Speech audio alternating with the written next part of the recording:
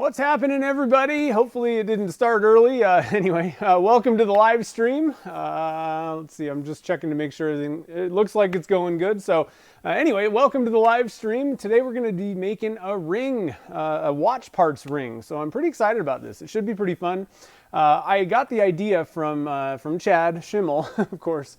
He does all the coolest stuff. So I'm going to put a link to his video that I kind of got the idea of doing this with. He made a power shell, same type of thing, but with power shells. And I was like, oh, I want to make a watch parts ring. So that's what we're going to be doing today. I'm going to switch views real quick. I'll kind of show you what we're going to be using, kind of. It's actually super simple. And frankly, you don't even actually need a lathe for this. So in front of me, I got some watch parts. So a little tray of these guys. I don't know how well let me get a light on this. I kind of decided to add this extra camera last minute, and I didn't really do a lot of setting up on that. So let me go grab a light real quick. See if that'll help kind of clear some of this stuff up here. I don't know. Maybe it'll give a little bit better picture.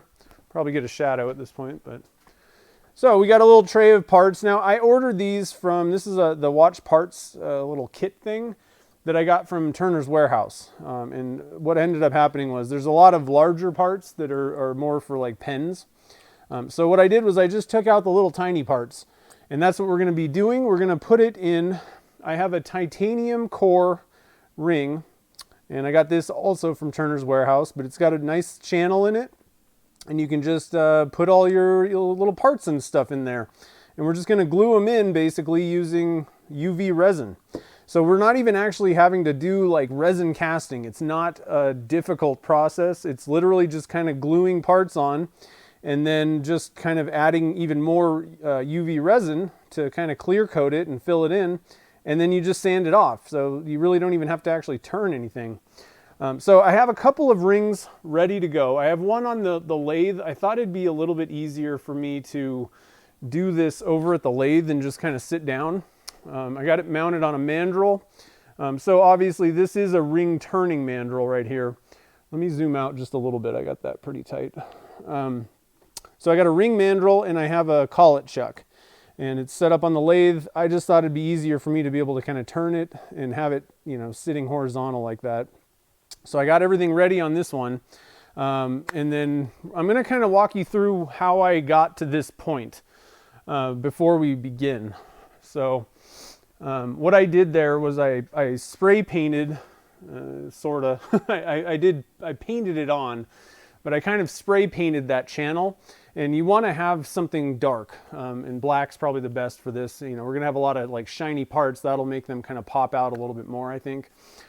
So first thing we're going to do here is I'm just going to show you how I painted the channel. It's nothing super spectacular. It's easy. I'm sure there's a million ways to do it.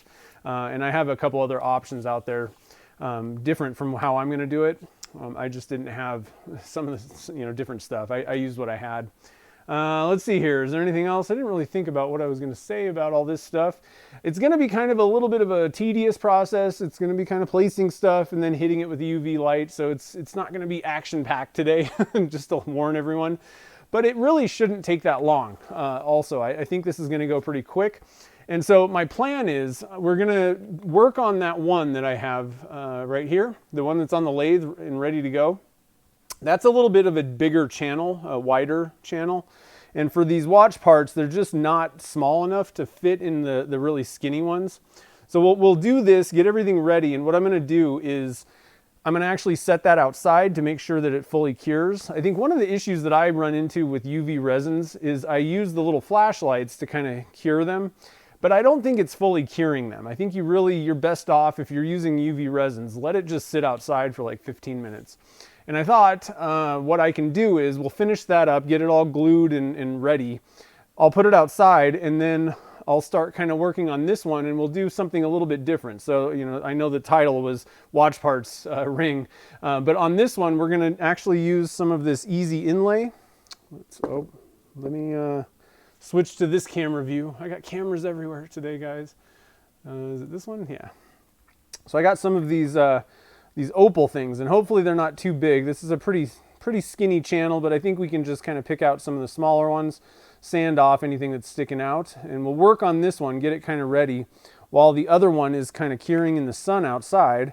And then once we're done with that, we'll switch back and we'll finish up that ring. So it shouldn't, I honestly think we should be able to easily finish that ring today. I don't think this is going to take particularly that long, you know, maybe the most a couple hours, but that's kind of what I usually do anyway on streams. So let me stop real quick and see what is happening in the chat. Let's see here. I saw that Ian was really pumping up the likes, so I appreciate that. Thank you very much. Let's see here. Yeah, it's getting a little bit warm here too. It's been 95. I don't know. I went to Reno yesterday, and it was like, I swear it was like 99, 100. And Robert was asking about Maker Central. Yeah, they postponed it. It's not happening this year, which is probably the best thing. You know, it's just tough this year with everything. Everything's being canceled. But one little thing that I do want to mention, on Saturday, we're going to be doing a kind of a bonus stream. I will be on my channel. But in addition to a lot of other people, if you didn't see my post, Easywood Tools is having this big Maker Fair kind of live demo day. And they've asked me to do it with other people. I don't know exactly who all was there. There's a bunch of people. I'll probably forget someone, but Carl Jacobson is doing a couple, and let's see here, Jamie Page. Who else? Let me just get my phone, because I'm going to totally forget everybody that's doing it. Let me just look it up real quick, and I'll let you guys know.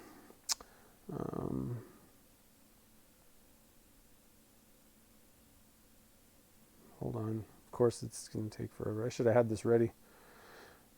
Okay, so we got, Jim Overton and Amy Grigg, what's her name? Ann Briggs. Sorry, not Amy. Ann. She's from Ann of All Trades. And Daryl Jones and Scott Grove. So it's going to be pretty fun. And then me, of course, and Carl. So what I'm going to be doing, I have a time slot 2 p.m. Central Time. Okay, so I just want to make sure everybody knows 2 p.m. Central Time. I'm going to be casting that big chunk of wood that Doug sent me. I got it. It's not really stabilized, but I did add some cactus juice to it, and we're just going to dump a bunch of resin. So it should be kind of a fun little thing on Saturday. Shouldn't probably take that long, I don't think, but my time slot's at 2, and I'll go till I don't know when I'm supposed to not be doing it anymore, but shouldn't take that long. Carl's got 2 of them, and then there's people throughout the day. So let me just go and get it. I'm going to get a link for the chat real quick for complete details of time slots and all the goodies. Here we go, and I'll make sure that I get this link. I forgot to put this in the show notes already.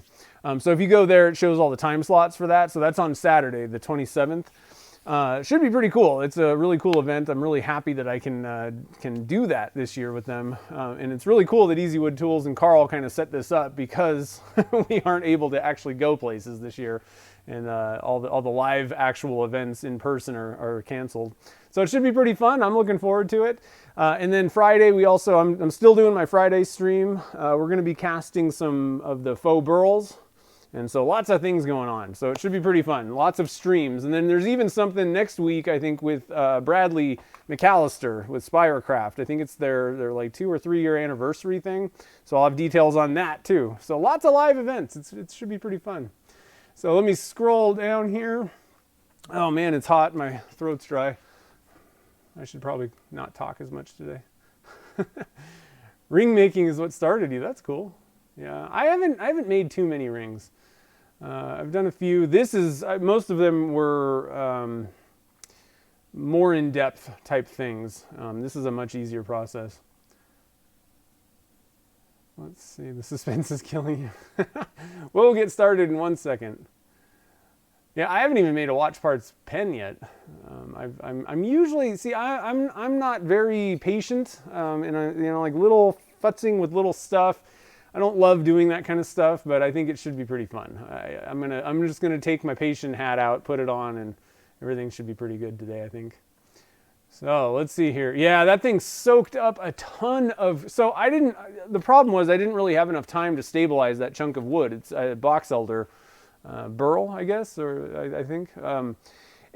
So I decided, though, I wanted to add a little color, and maybe I can kind of stabilize it up a little bit if I just kind of let it soak. It soaked up half a gallon of cactus juice overnight, the first night. It is way heavy. I should have weighed the thing. I didn't even think about it. It is like 10 times as heavy now. So I think it actually is somewhat, it's not fully stabilized. It's not what I would recommend, but if that's what you're going for, but I think it's not a bad way to go. I didn't even dry it out before. So... oh, Doug, you're going to miss it? That sucks. But I'm going to leave mine up. And so the way that this works, everybody is doing these live things on their own YouTube channel. So I just want to make sure that everybody understands that. I'm going to leave mine up. I'm guessing most people are going to leave their thing up. So if you can't make it during the live, I'm sure you can watch it back if you want to see what they did. So, all right. So let's see here. You have a disaster vid on YouTube? Oh, no. All right, yeah, okay, box elder burl, yeah. Pretty cool. Time to watch it. Oh, and actually, I want to also mention one other thing that was unfortunate. So when I was doing we did the dragon egg thing, I was pretty frustrated with sanding already, and I thought, oh, it'll be a good idea to switch it up. Let me use this Yorkshire grit stuff, which...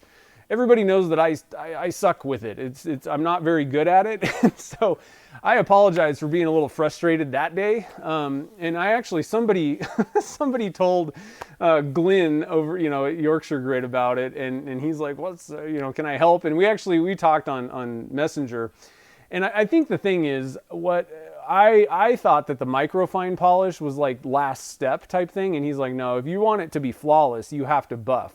And so I buffed it, and it was perfect. So realistically, I just want to make sure everybody understands how these pastes, at least like Yorkshire Grit for sure. I don't know, some of the other ones might be different, but the way they work, realistically, all they're going to do is take the place of like the Zona paper. Like that's kind of what they replace. It's not a all-in-one kind of finishing thing. So I just want to let everybody know that, and I kind of learned that a little bit. I kind of knew that, I guess, but I wasn't sure about the microfine paste. So I just wanted to mention that. I was a little bit frustrated with sanding for 2 days on that stupid sphere. And you know what the thing is, in the end, realistically, what it was I was just being extremely over OCD on that thing, and there was like some fine swirl marks and stuff, and really it was just whatever. So it took me 2 days to sand the sphere, and then that dragon egg didn't turn out the first time, and I was like, ugh. So I just want to let everybody know that I apologize, and that the Yorkshire Grit worked fine. I mean, it did what it was supposed to do. I buffed it out, and so it's an option if you want to go with that, or you could go with Zona. It's either one, or micro mesh. But it's more of like an alternative type thing. I just want to let everyone know, and you're going to have to buff afterwards. So let's get going here. I'm going to switch to this overhead kind of on the desk right here. So the first step of this, like I said, so you take your ring out of the. Let me see if I can. Let me get this thing a little bit. I'm going to look and. Problem is, I'm going to be zoomed out a little bit on this, okay? So I'm just going to let the focus be down here, kind of. I don't know how well focused that is, actually. Hold on a minute. Let me see if I can fix the focus on this a little bit.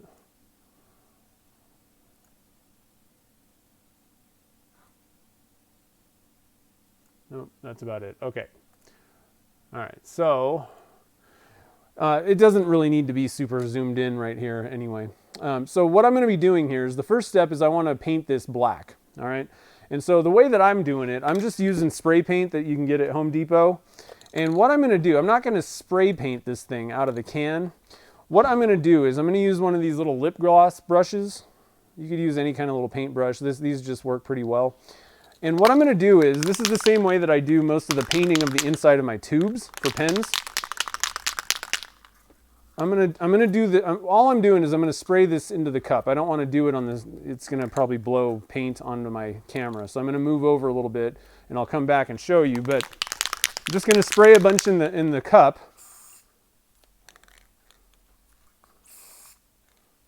Really need to clean my nozzle off. This thing is sprayed sideways. So I've got some paint down in there. And then you just paint in the channel. And the big thing is you want to make sure that you're getting the sides of this channel as well as the bottom. All right, so I know this is maybe going to be kind of a messed up focus thing on the camera. I did this on that mandrel, and I just kind of found it a little bit easier, but this is working pretty good. And so the main thing is you just want to get it on. You want to make sure you get everything covered, but you want to get it on kind of smooth also.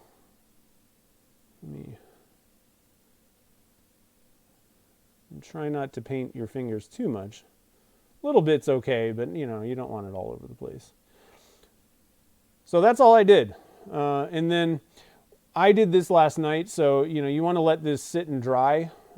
Realistically, if I had my preference, I kind of remembered to do this yesterday.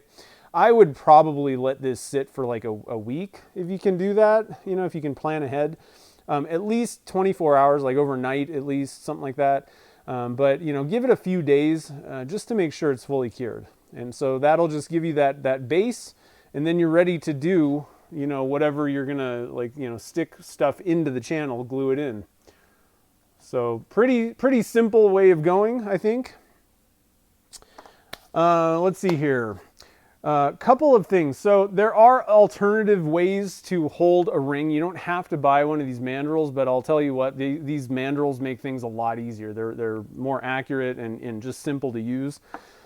The way that it works, there's a little Allen key in here, and it expands these little, you know, the outsides of these. You can see they're notched. There's little cuts. And so the more you screw this in, the more it opens up, and it just holds it in place. You know, it's a very simple way of doing this, and these things don't really cost that much. You can pick these up on Turner's Warehouse. I have a bunch of links already in the show notes for stuff that I'm going to be using today. So that's a good way to go. You could just make your own little wooden one. Try to get the size, you know, fairly close to whatever ring size you're making. Cut a slot in it, and then jam a piece of wood in there. And then, you know, just hold this in your chuck, and you got kind of the same thing. It's not as accurate, but it works in a pinch. The other way, you can kind of put it between two cones. There's different ways of doing things. There's even another like ring mandrel thing that I've seen where it has kind of, it almost looks like the finishing bushings. They're kind of angled cones, and it'll hold it. But this is really the best way to go if you can afford it, you know, and especially if you're thinking about doing a few rings, that's the way to go, I think. So let's see here. To be honest, I've never done this before, so I'm kind of going off of Chad's video and by memory of that. Now, one thing I do want to mention, and I actually had to go and steal these from my dad's drawer. You really need a really fine, you know, precision kind of tweezer for doing this kind of stuff. The only ones that I thought that I had one, and it turns out I don't, or I lost it.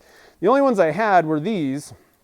And I was like, oh, maybe they'll work. Well, let me get this tray of parts. I mean, these things are not even close to small enough to picking up, you know, these little tiny, and they're magnetic, and that's not a bad way to go. But they really don't pick up these little sprockets very well. They're not precision enough. You need something with a super fine point, and then you can go in and actually pick up the gear. All right, so, and I'm actually going to buy some. I actually put a link to a set of precision tweezers that I found on Amazon that I'm gonna be buying as well. All right, so we got all of our stuff. I got my tweezers in hand. I have my UV resin. I have my little light that cures this over there. It's a little flashlight. I've got my little parts bucket. And is there anything else that I need? I don't think so. I think we're ready. So let's head over to the lathe. And I'm going to take a seat, and we're going to have some fun making a watch parts ring. I think it'll be kind of cool. All right, so let's go there. And I'm going to grab a seat. Put my little thing there. So let me zoom out a little bit so you can kind of see how I've got this set up here. Oops. Just got a little chair, socks with Crocs. I got to be honest, it's getting a little hot for Crocs and socks at this point. But I am set up here. Wouldn't be a bad idea if I could get my parts a little bit closer, but I think I can kind of, I don't know. It might not be a bad idea to put something up here. This is probably best on some sort of a you know, bench or something like that, but I don't know. I don't really have a really good work area to sit down and do work. So we're just going to go for it. I think I'm going to try and find a little box or something though. That might be a good way to go. Let me see. I think I have a little box. I hadn't even thought about where the little parts are going to be.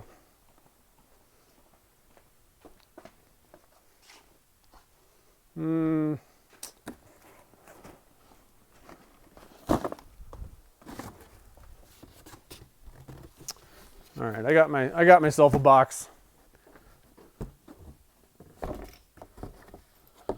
Okay, so and Chad's got these collet chucks as well, a couple of them. I'm not super thrilled with this one. It's okay, but it's really cheap, and I'm gonna actually buy the Beal one. That one's a lot better. It's a lot more expensive too, but so I've already got this set up and it's running true when I actually go to sand this off. And like I said, all you do is use a little Allen key and just kind of tighten this up and you got everything set. And so if I wanted to turn the lathe on, there it is, it's running. All right, we're not going to be using the lathe until we actually go to sand this, but all right, so I got my little box. I got a little box over next to me with my watch parts. And so, oh, that's not going to work. I'm going to totally dump these parts. Okay. I'm just going to put it down here. So what I'm using here is Solar Res. Do I have that right? Yeah, Solar Res. This is the UV Cure Thin Hard Formula. All right. And so I've had pretty good results. This stuff sets up pretty quickly. And so I think what I'm going to do, the way Chad did this in his video, he actually just squirted out, you know, some UV resin on something. And I think I'm actually going to take his advice because Chad usually doesn't lead me astray on this type of stuff. I think I'm just going to use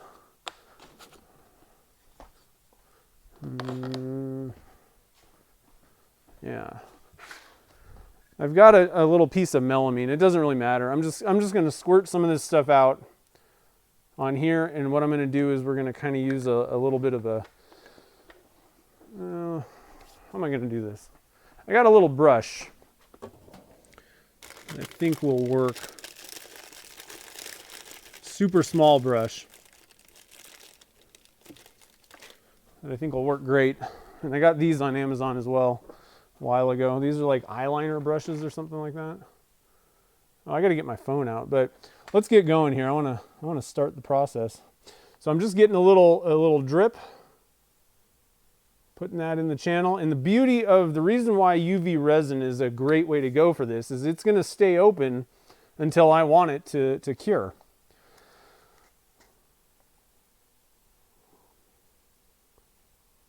All right. So there we go. We got one part in there. It's pretty tight fit. Another thing that I'm actually going to grab, I have these little magnifying lenses. I think that's going to make this go a lot quicker and easier. So I can actually see what's happening down there. Oh yeah, that's nice.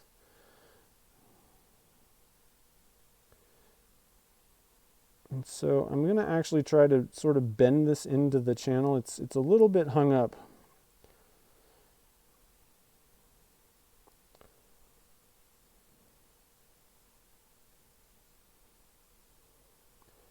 I'm trying to bend it down in there if it can. Nope. All right, so we're going to go with plan B on this.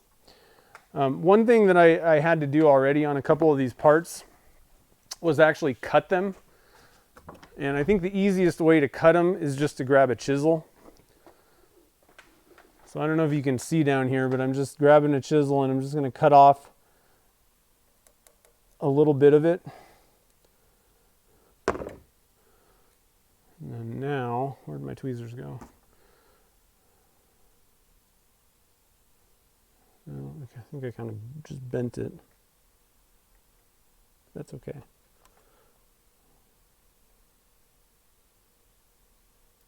Ooh, man, this is if you're the type that gets frustrated with doing this kind of stuff, I wouldn't recommend doing it. because it's going to be crazy. But I think once I get going, oh no, don't come out. Shoot. I should have cured that down a little bit. Okay.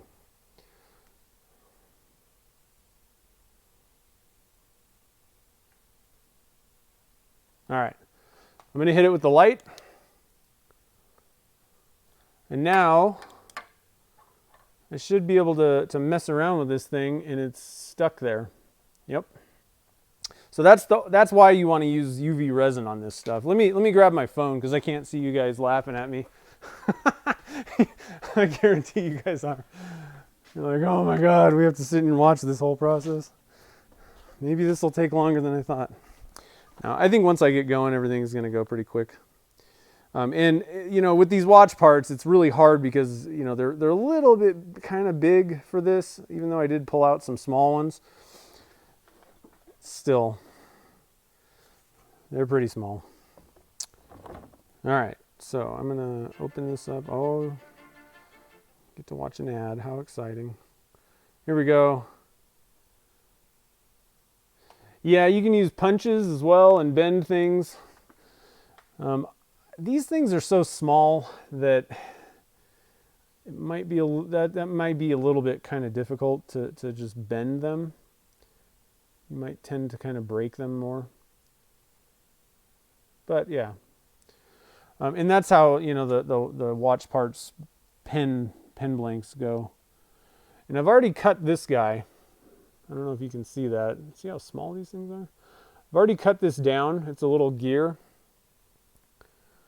So I'm kind of, you know, some of this stuff is going to be kind of embellished because it's not the full part, but I thought, oh, stay.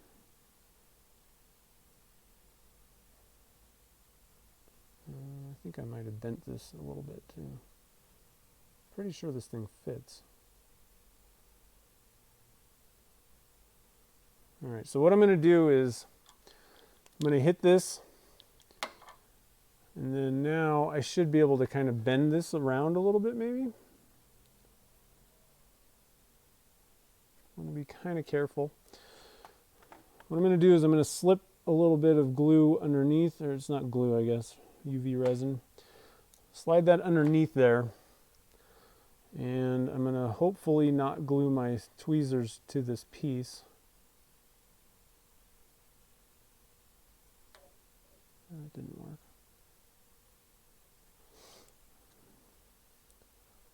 Trial and error. A little bit of trial and error, guys.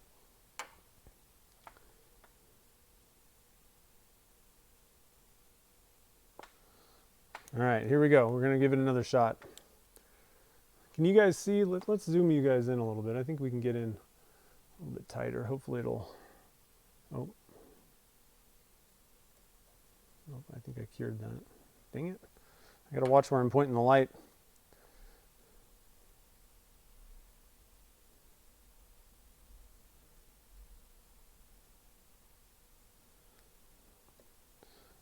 I accidentally pointed the light at the resin that I have on this thing. All right, we're going to give it one more try. And if it doesn't work after that, we're going to move on.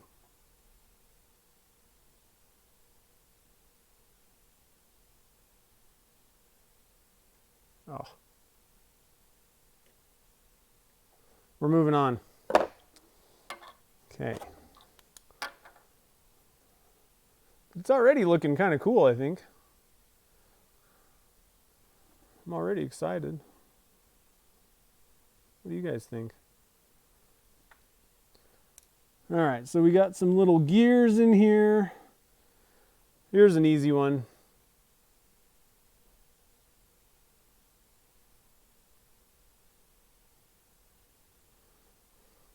You know what else I'm going to get is a piece of HDPE, you know, like plastic. So I can kind of poke down, actually, you know what? I'm going to use the back end of this paintbrush here to just kind of push it down so that I'm not getting resin, the UV resin on my tweezers. And we'll fire that up. But, you know, as long as the parts and stuff fit, it's a pretty quick process, really. It's not that hard. It's not that time, it doesn't take that long to do this, as long as the things fit where you're trying to stick them. The watch parts are a little bit more difficult. All right, so let's see if I can get this thing to lay down. I'd really like it to be kind of stuck down there.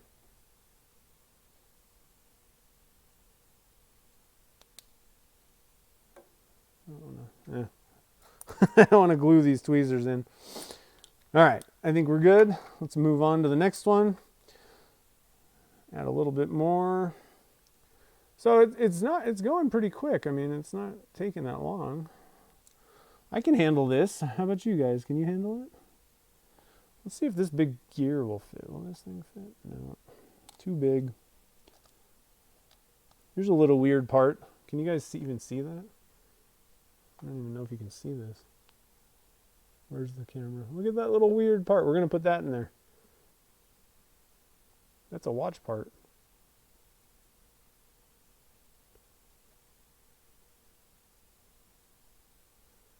Come on.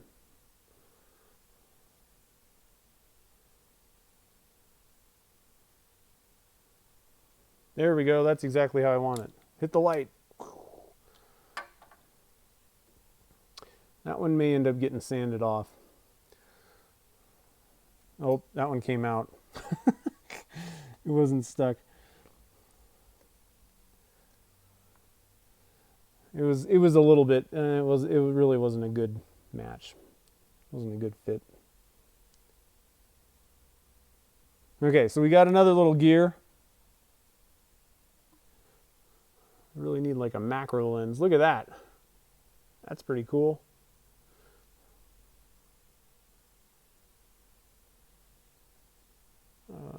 It's sideways. Is that one too big? Man, that one's too tall also. That's not going to work. It's tough finding parts that are small enough. Here's a screw. Screw it. I'm going to go with the screw.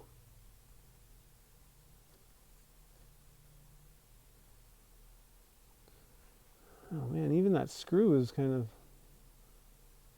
proud. Oh. That's not going to work.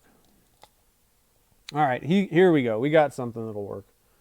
Here's a watch hand.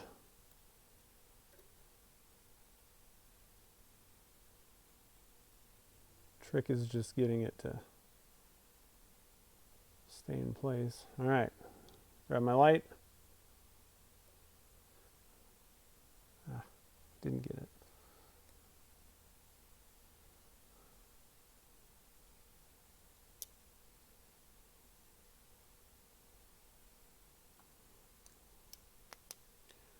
Okay, here we go.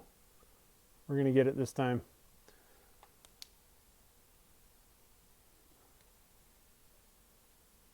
There we go. We got it. This is like playing Operation. Yeah, I know.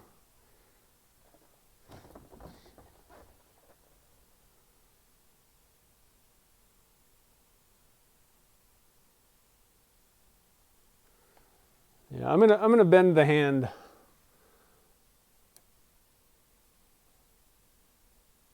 Just like that. It's actually using the side of the channel to hold it in place. And you know, I'm sure a lot of you are going, why didn't you pre-bend all this stuff? Well, I didn't. That wouldn't be a bad idea though. But you really don't even need to. You can get away. As long as you can get it stuck the first time, you know, half of it, then you can really bend it down in there. And I am definitely no expert when it comes to this kind of stuff. Typically, I don't even like doing this kind of stuff. Here's a little sprocket thing. Here we go. Hopefully that'll fit. Will that fit? I'm going to have to cut this a little bit. So I'm just going to use my little...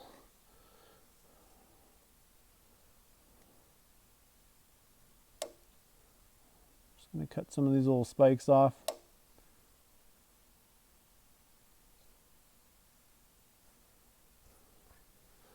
Man, these little tiny little parts are tough. Tough to keep in front of you. Okay, so we got a little sprocket thingy. Should probably put the chisel down. I think that'll be best for everyone. Mostly me. All right. And there we go. Look at that. That one fit. Let's hit it with the light. Boom. So it's really not going to take that many parts, actually. I didn't really think about that. So you don't need a whole lot of them.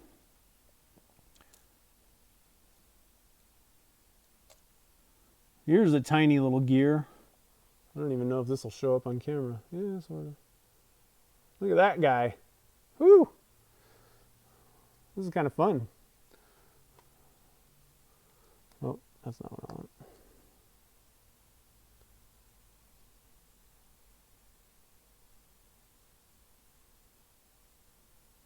Okay. Got this guy in my hand.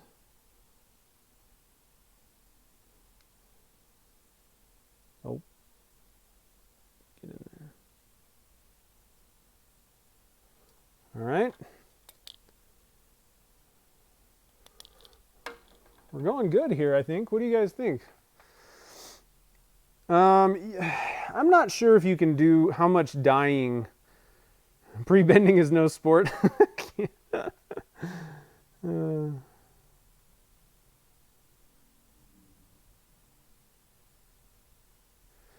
Yeah, you don't. I'm not. I just need it to initially kind of harden up. I mean, that's not a full cure. I'm gonna when I want. Sorry, I can't talk. Once we get all the little pieces in place, then I'm going to fill this with more UV resin, and you know, I want to put it outside to fully cure. But really, the initial cure, all you got to do is just hit it real quick.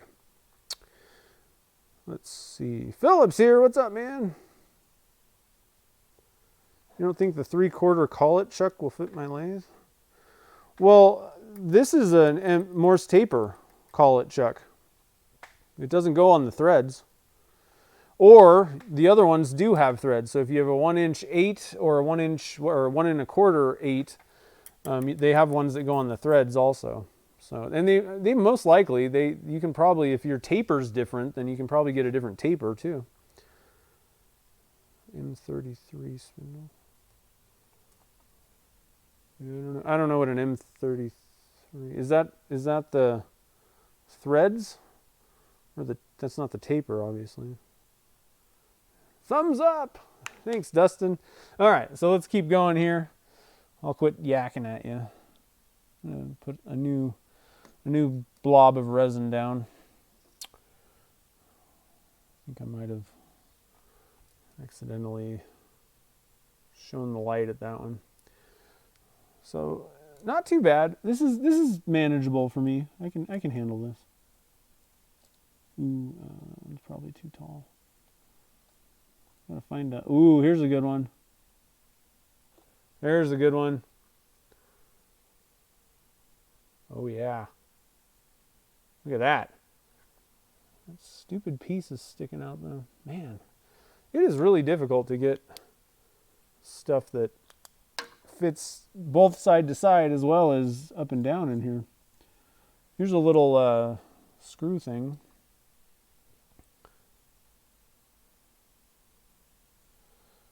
Okay.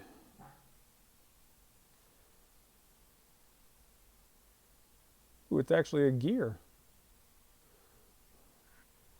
Just barely fits in there.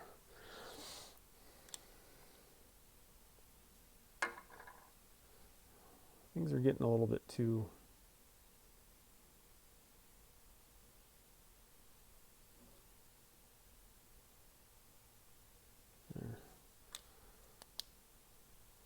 All right, so let's get some more of these little gear guys in here. Something. Here's the other half of that thing that I cut in half. Let's put that in there.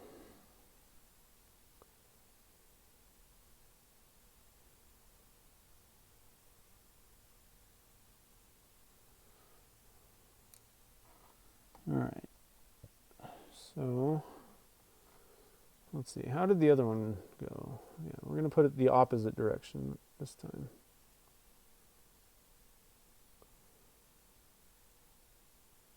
Ooh, look at that. Perfect fit.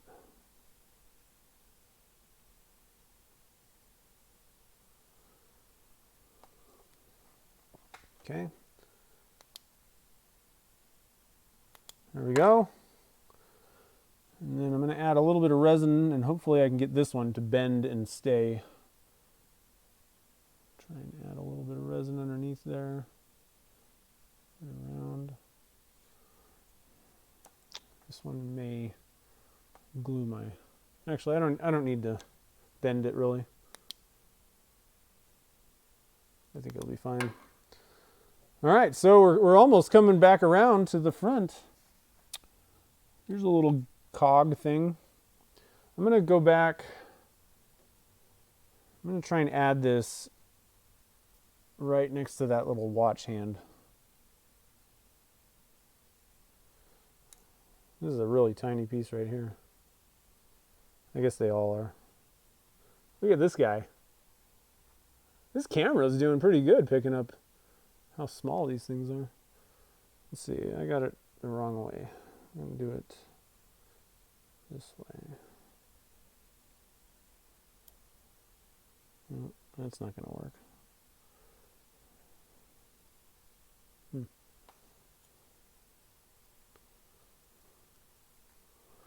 Hold on. I think I've got too much UV resin built up right there. So let's spin her around and we'll add this down here somewhere. All right, so I think I probably shouldn't have put that much UV resin in there at one shot. I was getting a little overzealous. Man, that thing's way too big. Hopefully I'll be able to just trim those little, I don't know if you guys can see, but it's kind of sticking up above the rim there. See that? So hopefully it won't be a problem just kind of nibbling that away. And I'm going to add, will this fit?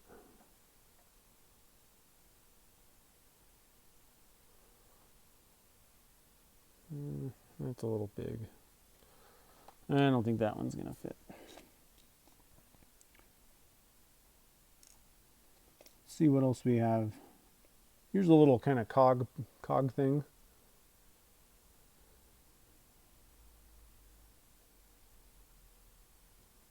There we go. And another one.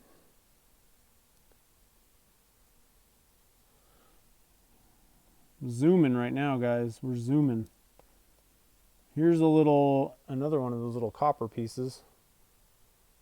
Copper gear parts that I cut. I'm going to try and kind of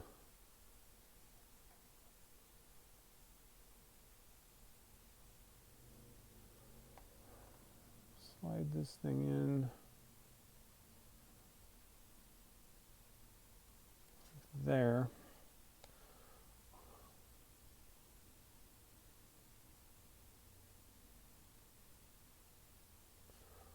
And then we're going to hit this with some light. Hopefully I got it.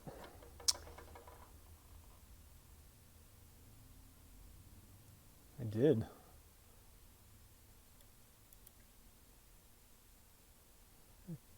I think I'm actually, let's see, what can I do here? I can get rid of that. Okay.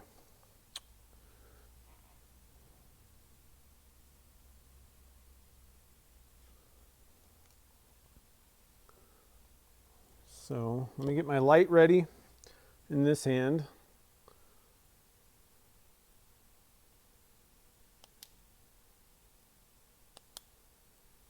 Moved a little bit, but I think we're good.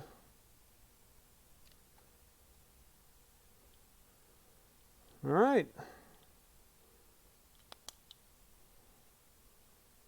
I think we kind of have everything here. I mean, I could try to maybe fit a couple more of these little pieces in. We got some pretty small ones. Let's see what I can do with some of these really tiny ones. Just kind of fill in a couple of the little areas, but for the most part, I mean, I'd say that's pretty darn good right there. So we got like this little super tiny piece. It's not even going to want to come off my tweezers. There we go. And what else do we have here? Got some like really tiny screws.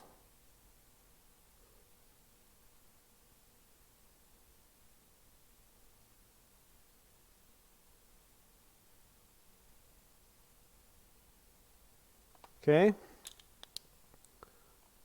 Do that.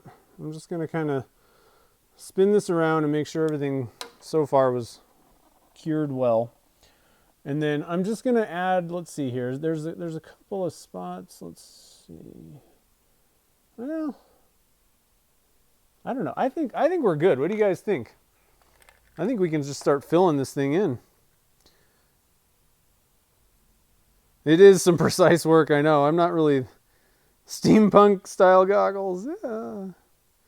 Yeah, I have links to pretty much everything that I'm using. The mandrel, a collet chuck. I'm pretty sure I linked to the Beal version. Like I said, I bought this off of Amazon or whoever, and it's not, I don't love it. I think the Beal ones are better made, and they go on the spindle threads. But, you know, the nice thing about this style is if you have the taper style, it'll go in pretty much, you know, most lathes. Let's see here. Yeah, so fill her up. Yeah. So how long did that take me? Like maybe half an hour, and I was kind of screwing around. Maybe not even a full half hour. I don't know. All right. So, in the way Chad explained it, I think you're best off just kind of continuing to just add blobs of this stuff instead of like trying to just fill it completely. I think it's better to just build up a little bit. Do a little bit at a time. And then hit it with light, you know what I mean? And then you want to keep going. So again, all I'm doing is we're just going to fill this channel completely with more of this clear UV resin. And I don't really think that, you know, I'm sure that there are differences between some UV resins. You know, I have tried quite a few, and I like this so far. It's one of my favorites to work with. But I don't think it really makes that much difference which UV resin you go with. I think they'll all work, you know. But I got this, and I linked to the stuff that I use. I got it on Amazon. I'm just going to hit that with a little bit all the way around again. Make sure that we're building up and curing.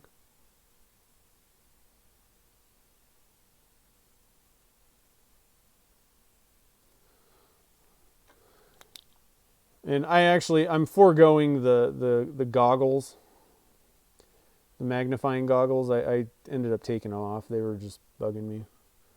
The problem was it would go in and out of focus. So like you have to really hold your head steady using them. And I was like, this isn't fun. So I gave up on them. I have reasonably decent eyesight, but magnifier, you know, lenses definitely would make things a little bit easier. It'd be a lot nicer if I could actually see really close up right now. But it was just blurry half the time, so I gave up.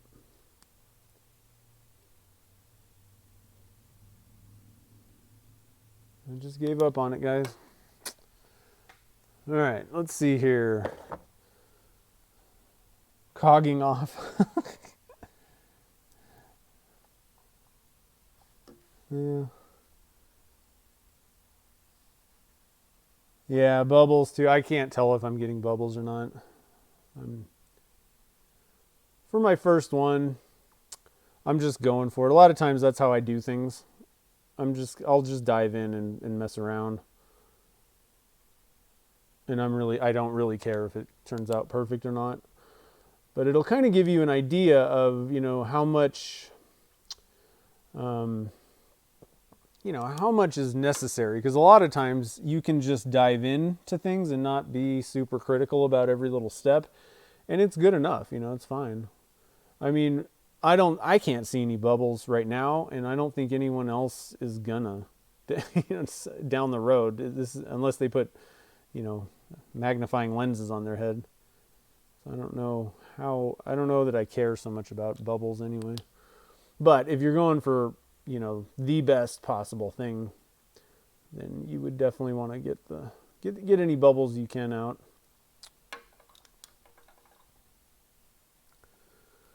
All right, so we got a little bit of a trough going here. And what you want to do is you want to get above the rim. You don't want it to be like equal to, the sides here. You want the resin to go to like kind of bubble over it. Kind of, like a dome kind of thing. Because what we're going to do is just sand it back. And if it starts kind of even or a little bit low, then it's just going to end up even lower. So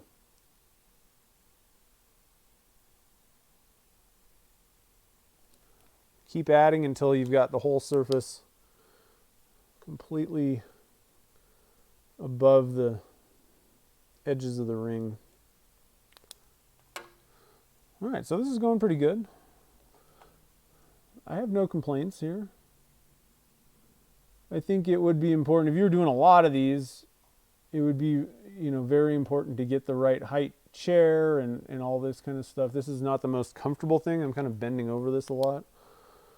But for 1 or 2 rings, whatever, I'm not that worried about it. But if you were thinking about doing this, I think it would be well worth the investment in time to kind of really think about the ergonomics about how this is all going to work. And so you're not contorting yourself to kind of get this done. And you don't have to worry about, getting resin or even the paint or anything like that on the metal of the ring, because you're just going to sand it all back anyway. Yeah, I think there are some bubbles in here. I don't know. It would probably be worth the time investment to go a little slower and go. I'm adding a little bit more probably than you probably should at a time. You could also kind of torch, hit it with a little bit of a match or something like that, a little blowtorch to kind of help get some bubbles out of the UV resin before you cure it. This is one of those cases where good enough is good enough for me.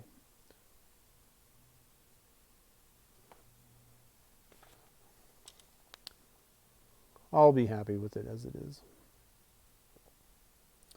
I'm already happy with it. I managed to get all these little parts glued in and didn't get frustrated really at all.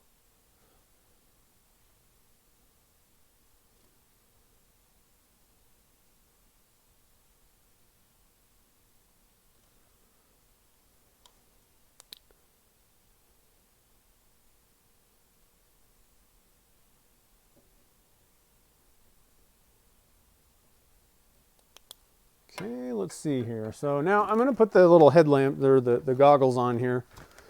Try and kind of look at this thing and see where we're at. Put this down. Zooming in. Yeah, it's bubbly. That's okay though. Pretty bubbly. I would highly recommend going, doing really thin coats and kind of torching it before you, especially when you're filling in like this, because it's pretty bubbly. That's okay though. Like I said, I'm not that mad. We'll just say that we were going for a starry look. meant to do it.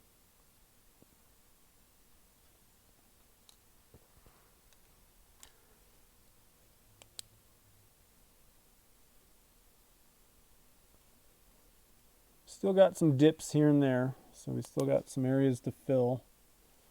Let's see here. Yeah, still got a little ways to go here before it's filled up.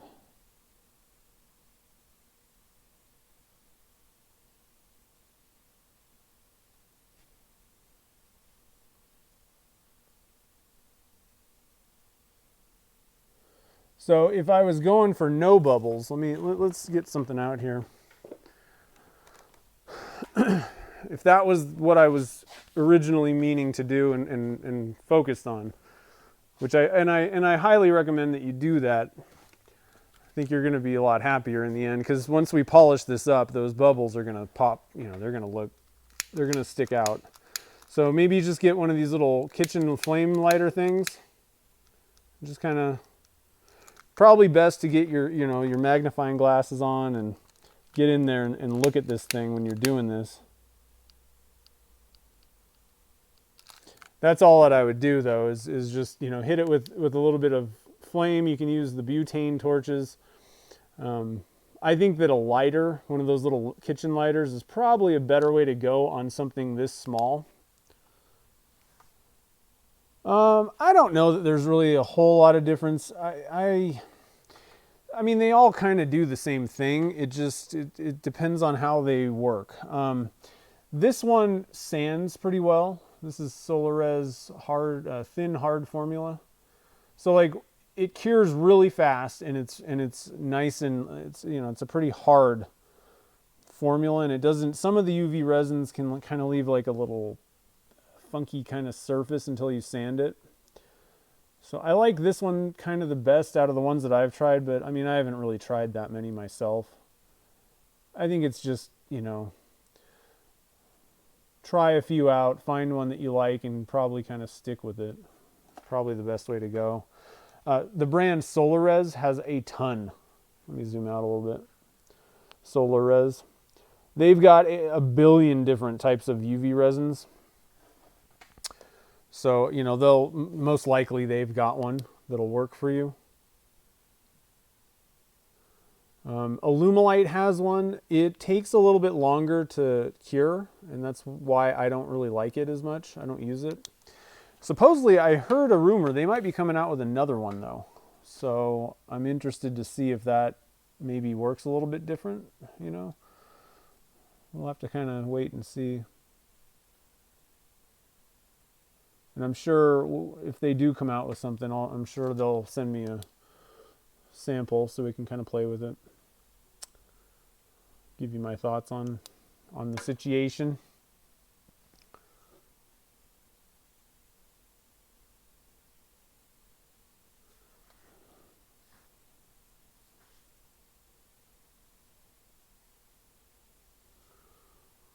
I guess I could hit it with the little torch thing.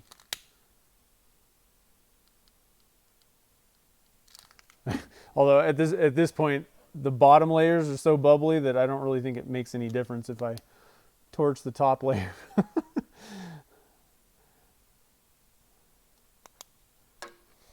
All right, so let's see here. And it's a little bit sticky still, so I don't want to touch it too much. That's the difference, is I'm just hitting it to kind of give it to make it lock in place, but realistically, it's going to require some time under a UV light or just stick it outside kind of thing to fully really cure. This is not fully cured in 2 seconds with me hitting it with this light. I want to give it probably, we'll put it outside for about 10 or 15 minutes. That should be plenty.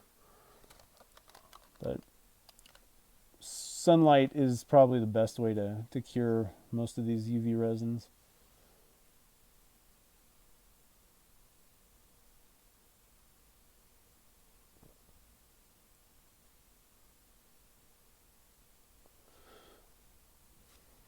And they even make little UV chamber things for anybody that A lot of people in the nail industry, you know, they use UV resins for stuff, and they have little curing things where you put your fingers in there. They have similar things like that that really look like the nail things, but they even have even bigger chambers. If this is something that you really are going to be doing a bit of, might be worth investing in a UV cure chamber, especially if you live in an area where there's not a lot of sunlight. Wintertime, maybe. It's really not so much, I mean, you know, it's UV light. It doesn't need to be super sunny outside, I guess, but I do think that, you know, the more sunlight it gets exposed to, the better off you are. And it's even better like at noon, you know, when the sun is directly overhead. That actually makes a difference too. So it's not cutting through a bunch of layers of atmosphere, or a thicker layer coming kind of from the side.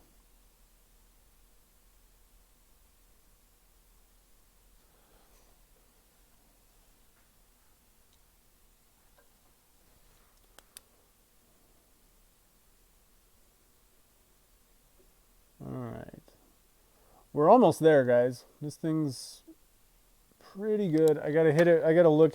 It really does, you know, these magnifying glasses really come in handy. I can really see you can feel it, you know. Once it's cured, you can just touch it and kind of feel, but I can really see exactly where the resin is. And it's hard. It's cured.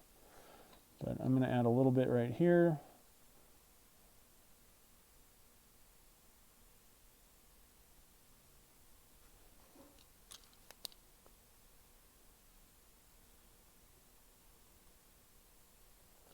Okay.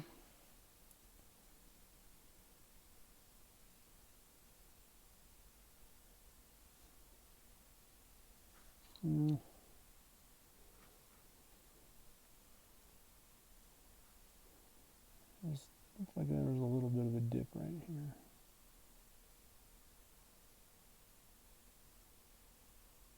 Okay. I mean, we're like just barely filling little potholes at this point.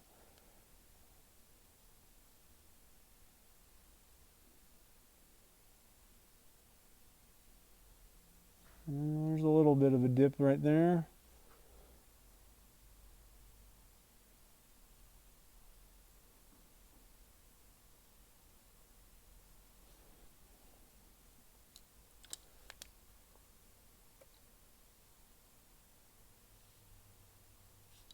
Okay.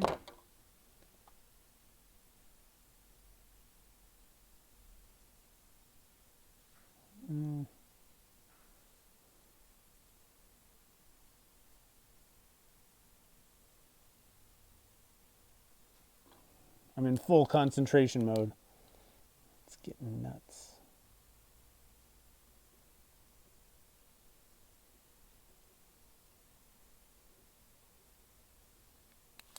I think that might be good. There's a little bit of a dip right there.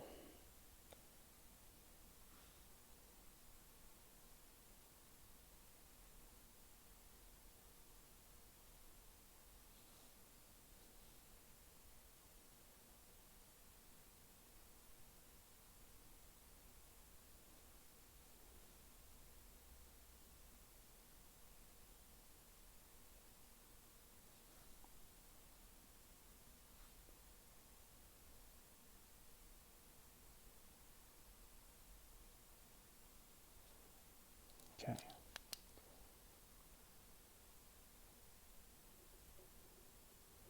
All right. I think we're good. I'm going to call that good, guys. So, what I'm going to do is I'm just going to take this thing out of my collet chuck completely. And I'm going to take this guy outside, out in the front. Where are we at here? So let me see if I can get kind of a closer up view here somehow. But it's looking good. There's a ton of bubbles. So Where's I wandering off camera? Hold on. This is hard backwards. Let me get behind the camera because I just can't. Every direction that I keep moving the thing is the wrong direction. There we go. Kinda. I don't know if that helped at all. I guess that might be better. It's looking pretty good. Pretty bubbly. You can see the bubbles in there. So I would recommend, pull out your glass, your magnifiers, and really look at that resin. And don't put too much on at a time. I think that's probably the key. Like I said, I don't really care on this one. This was the first attempt that I've done. So it is what it is. So what I'm going to do is I'm going to take this up front, put it outside. Hopefully nobody steals it. And we'll be good to go.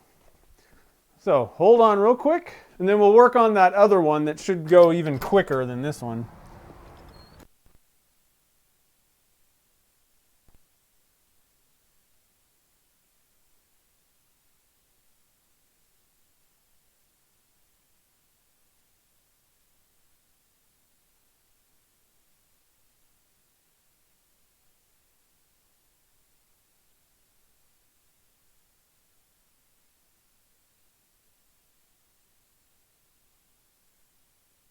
You guys from the transmitter receiver. All right, so we'll let that thing cure, and we'll work on, we're going to add some of this, what is this stuff called? Opals. All right, so load this guy up. Let's see how that thing's running, actually. I'm curious. Pretty good. A little bit bumpy. Call it chucks. A lot of times you got to kind of, make sure the surface is clean and everything, but sometimes you got to kind of rotate it a couple times to get things. Yeah. This mandrel may be a little bit kind of, this thing might not be super true. Yeah. A little bit bumpy, but it doesn't matter for what I'm doing. Okay, so on this one should go pretty darn quick. This time we're going to do the crushed opals. Let's see, where's the camera? There they are. Uh-oh, I didn't do it. I don't know how that turned on. So these are the easy inlay ones, and these are also, I don't know if I put a link to this, but it is available on Turner's Warehouse as well. So, hope nothing finds it and runs off. I kind of jammed it into the bed of my truck, so hopefully, signed in under your alter ego. Oh man, I don't have an alter ego on YouTube. I should get one. Is that what all those people that all the trolls, they have alter egos so they can go troll people? Are you trolling people, Julie? Don't do it. It's not worth it. All right, so I'm going to get rid of this box. That was not a smart idea. It was a good idea, but it didn't really pan out. All right, so I got my glasses on here. I'm going to get kind of close. To be honest, it probably would have been smarter to actually just sit on the bedways and be right here with it. That would have probably been a lot easier than trying to jam my legs up against my lathe like this. Let's see if I can, is that pretty, no, that's not a bad view, okay. All right, I think we're good. So, same drill. This time, let's try to be a little bit more careful about the bubbles a little bit. We are going to be kind of jam-packing this thing full of crushed opal, so I don't know if it's going to be as big of a deal, with the bubbles or not, but I'm going to just try to I'm going to go a little slow and really kind of look at this thing. Now that looks pretty good. I don't see any bubbles hanging out in there. I would imagine the faster you try to go with a lot of this stuff, the more bubbles you're going to put in there. Wow. Now these can stick out. You can sand these off. So it's not that big of a deal, but it is going to be more work. Oh, I lost that one. Oh. This might be a little too big for this channel. Oh, no, that's okay. Ooh, look at that. Oh, man. Can you see that, guys? Wow. This is going to be nice. This crushed opal stuff is the best. If you haven't played with this or seen it or anything like that, man. They got all kinds of different colors of it. It's brilliant, you know, like bright colors. Yeah, this is gonna be pretty cool. The blue just really stands out next to that, the black background. Pretty cool. Okay, and then we'll get our little jar of goodies.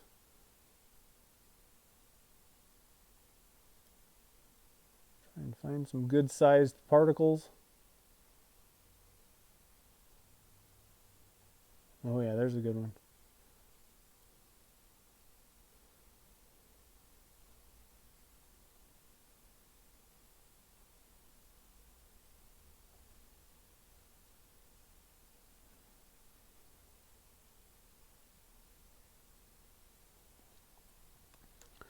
We'll hit it with the light.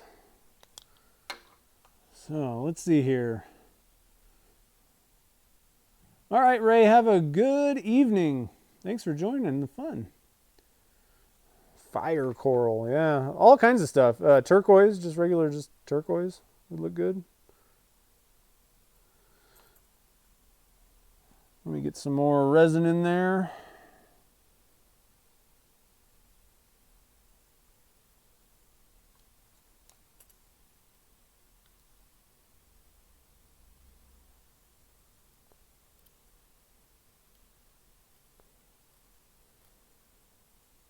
There we go. Oh, that's a big chunk. That's too big. That's not working too well. It's hard to tell what size you're pulling out. I should probably be using my magnifying lenses again.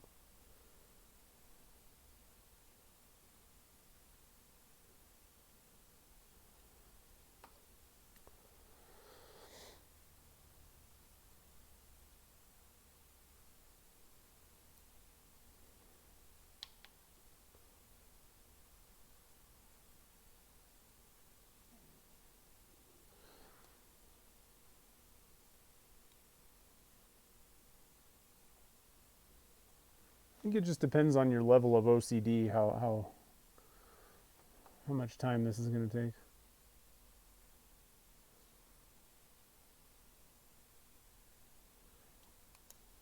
All right. That looks good. Lock it in place. Okay, we'll add a little bit more resin.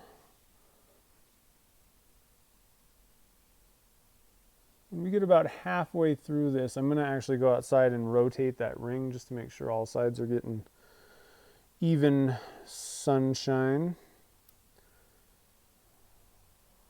It's just like tanning. Oh, I lost that piece. Here's a good one. And here's a good one. That one's triangular. What are the odds of that?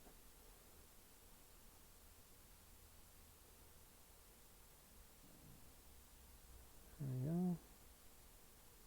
Get in the hole. There we go. Oh, I almost dumped those things. Oh, man. Frustration level 30. What's up, Joker? How's it going?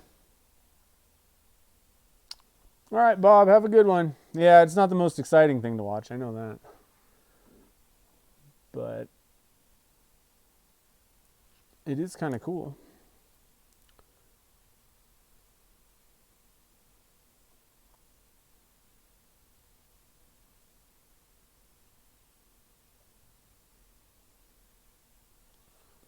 Okay, there's that. I'm going to wipe my tweezers off a little bit.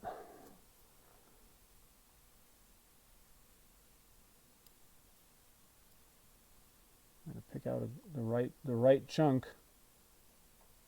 Picking out the right chunk right there. Right there. Okay. And lock it down. Add a little resin. Where are we at here? Yeah, we're almost halfway. I'm going to do one more and then I'm going to go turn that ring around.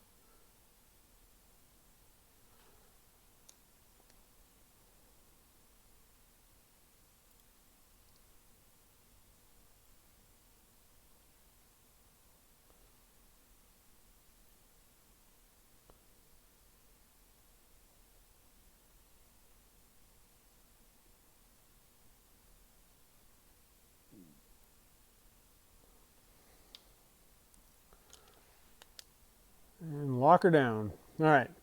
So we just have about a quarter, 3/8 of it left. I'm going to go run outside real quick, turn the watch parts blank so that the sun's getting all sides. Make sure that thing's fully cured. And then we'll be able to, we'll finish this one up and then we'll finish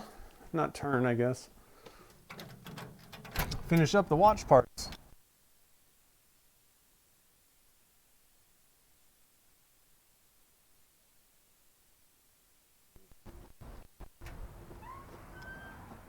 Does my mic cut out when I'm out there? This mic does pretty good. I'm like all the way across the shop outside the building. If it's not cutting out, then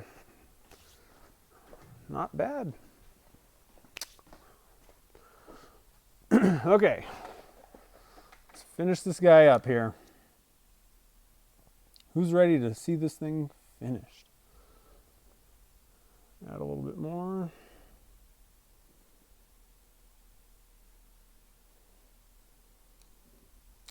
Ooh, I found one of the pieces, two of the pieces that I dropped. Nice. I'll use that one right there.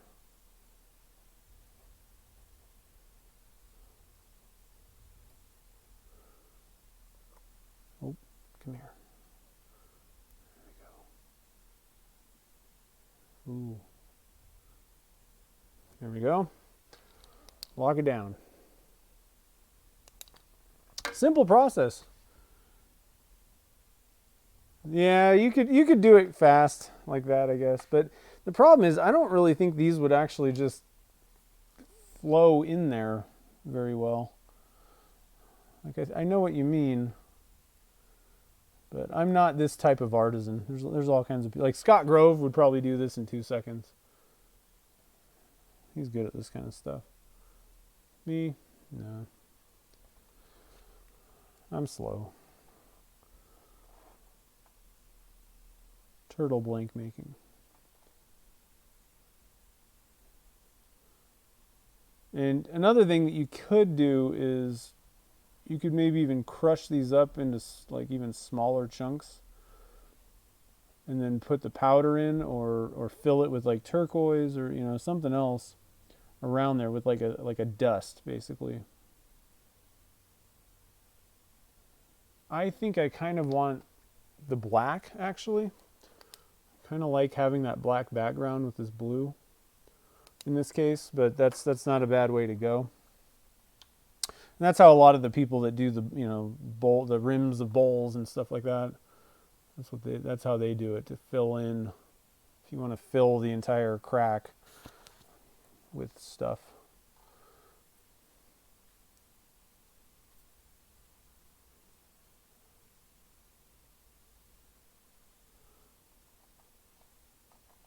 Get in there. That's going to be a big piece. There we go.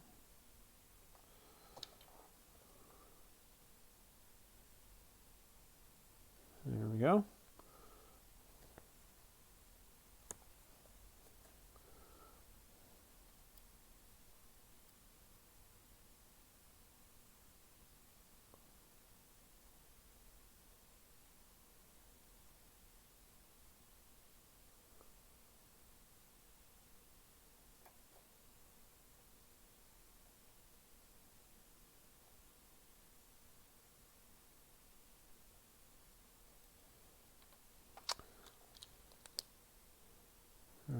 we're getting to the end there. You see the end? It's in sight. Out of sight. Okay. Just make sure that these guys, yep, they are hard. Okay. A couple more pieces and this thing will be done, and we'll be able to work on that watch parts. So, you know, if you're really into turning and that's the fun and joy of everything, then, you know, these are much more simple. You're not really going to be turning anything. This one I could probably turn these rock chunks rather than just sand. I think it would be a lot faster. And I am going to try to kind of turn away. You guys probably saw some of those. There's a couple little pieces that are kind of sticking out. I think I'm going to just pull out a piece of, pull out my carbide, see if I can just knock that off kind of quick. I don't like that piece. So a little tiny bit of turning, but oh, I lost that one. It's on the ground somewhere. That was the perfect piece too. Ugh. That's okay. This piece is just as good. Possibly better. Okay. And lock it down.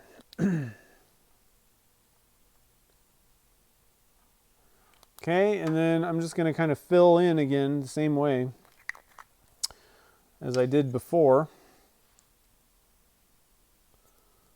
Just kind of dribble this on and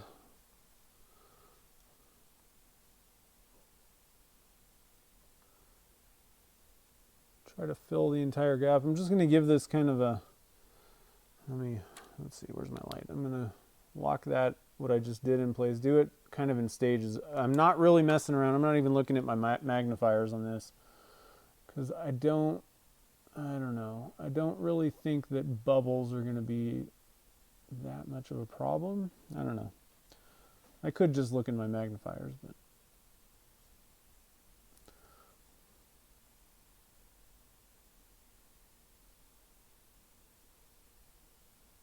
okay.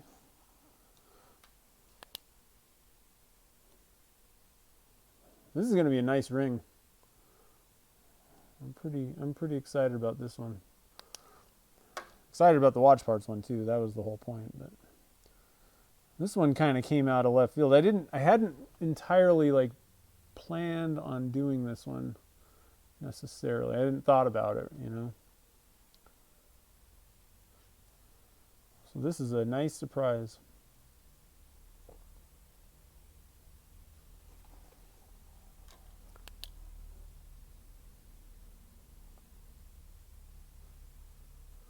And if you need to kind of, you know, go back and fill a little bit more later on after you turn this down, if there's, you know, a couple little voids or something, you know, a couple things. You can either go back and hit it with a, you know, do the same thing, put a little bit more UV resin on, or you can maybe even just fill it with a little bit of CA. You know, whatever way. It doesn't have to be absolutely perfect the first time if you miss a couple spots.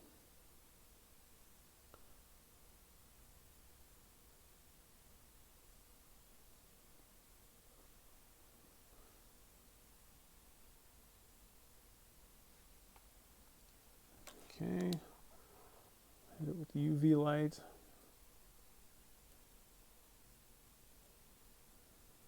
Almost got it, I think.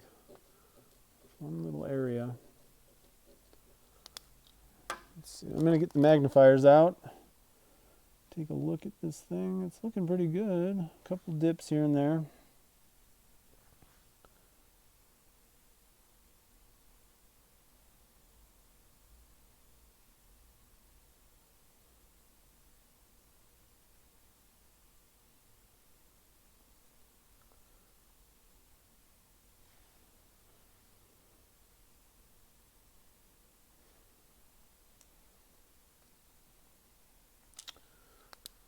UV light it.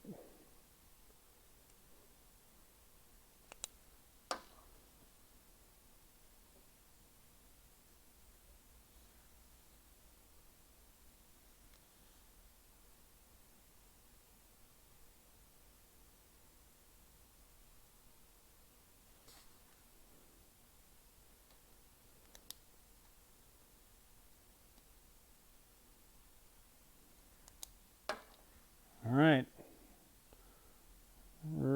We're approaching the finish line here on this one.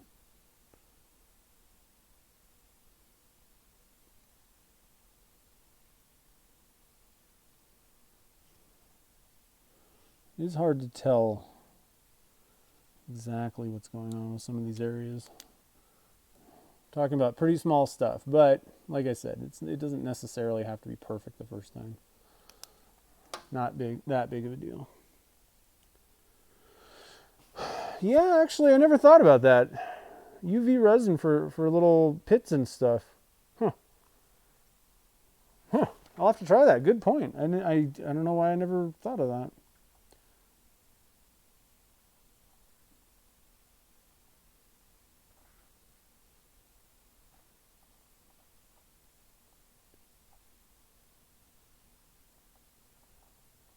Yeah, these are, so I think Jen was talking about, these are the easy inlay crushed opal.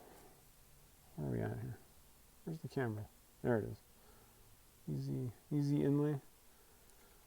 Crushed opals, and they have like a ton of different flavors, colors. Okay, so I'll quit messing around. Let me look at this thing.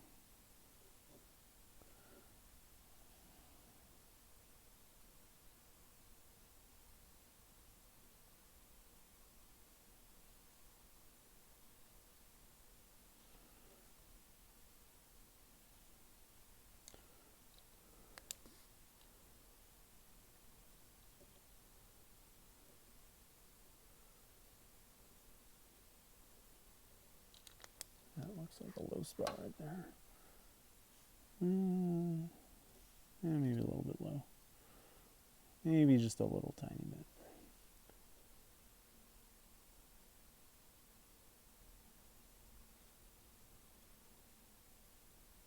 Ooh, here's some low areas right here, I believe. Yep, right there. Okay. Hit it with the light, and then I'm going to add a little bit more right in that area. And I think we should be done with this one. When I get done with this little section.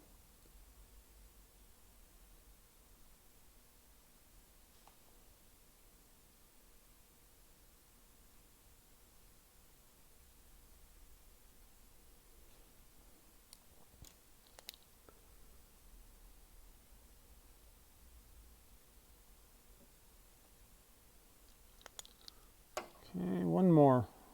I'm not sure if I got that totally covered yet. Gotta get my magnifiers. It's hard to tell.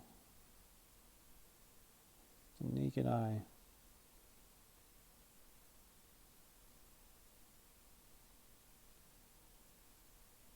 It looks like a big dip.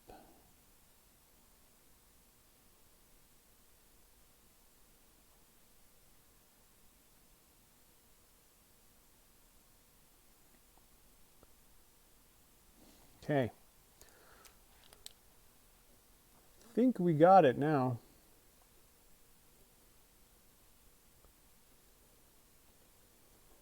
All right, so I'm going to take this guy outside now. Switch them out. When we come back, we are going to work on that watch parts blank. Look at this thing though, man. Let me zoom in a little bit more for you guys. What? Let me see if I can center this. There. Look at that. Holy cow. Gonna be cool. These rings are pretty fun. Okay, so take this guy out. So we'll flip him. We're doing pretty good. So let's see, it's 4:30. 3. So we've been working for about maybe an hour or so. I talked a lot at the beginning, so this is going pretty quick. I would say 2 rings are ready.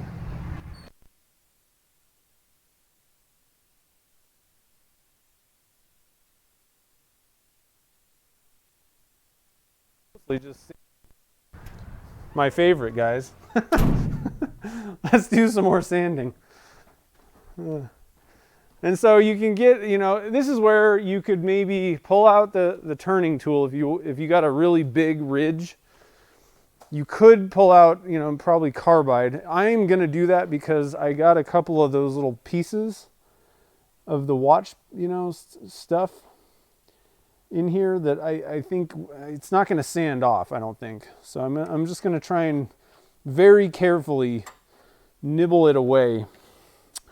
And I want to mention that these, the ring things that the mandrels that I have, I bought these a long time ago, and I don't think they're even as high quality as the ones that Turner's Warehouse has. I think they got slightly nicer ones. They're like, you know, handmade by somebody up in Canada, I guess. The ones that Turner's, that's what Chad said on his video anyway. So I think they're even better than what I got, but mine work okay. You just got to make sure that you got everything running true before you start going. Okay, so let's get these watch parts out of the way before I spill them everywhere, because I probably will.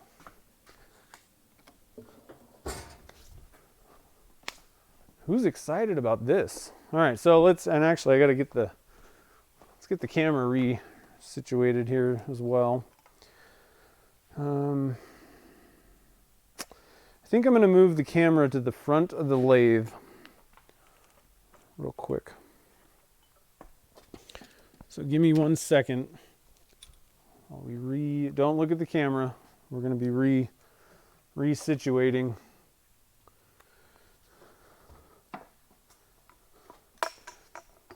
Oh. Coming around. And let's do like this. Woo! And like that, I think.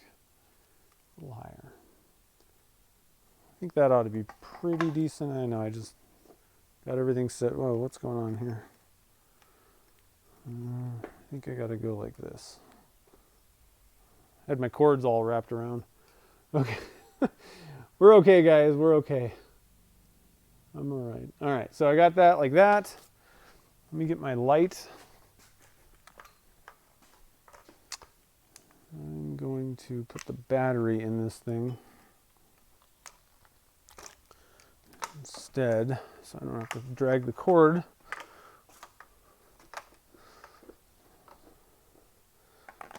And how's this thing running?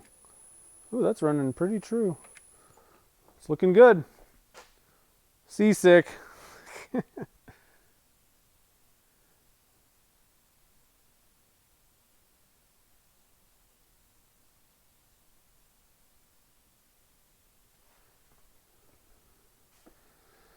All right. Sorry, I was looking things up and checking out what you guys are seeing.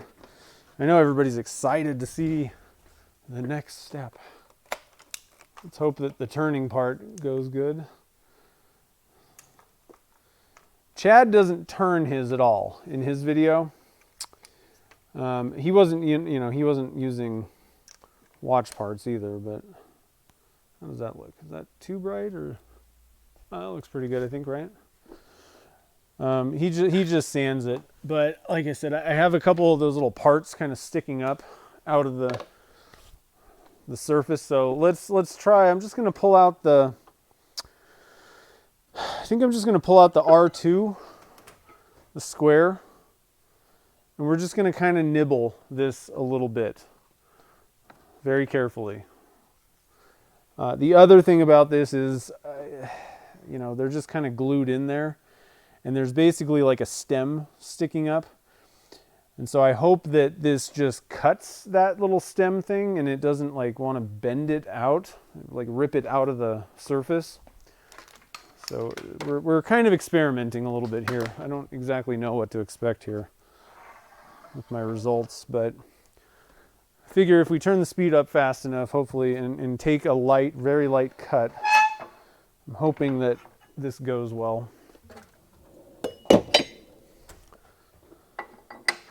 Most of the other little watch parts that I've, been messing around with were, they're pretty thin. It's not like it's like going to be super tough, rigid stuff, but you never know.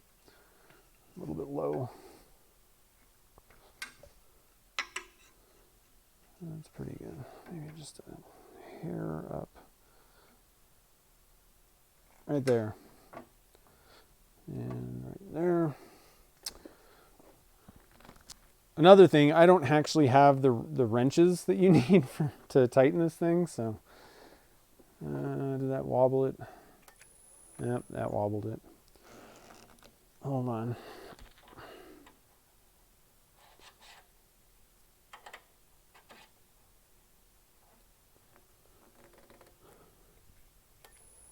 Nope, now it's really wobbly. Dang it. Come on. Work with me here.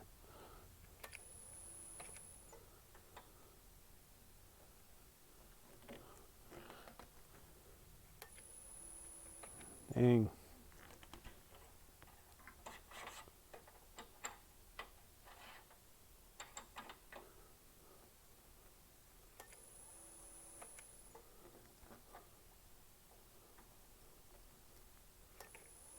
That's not too bad. We're just going to go with it. All right, so you guys can see, I can see, and I'm just going to, like I said, come in here and just kind of nibble this away a little bit.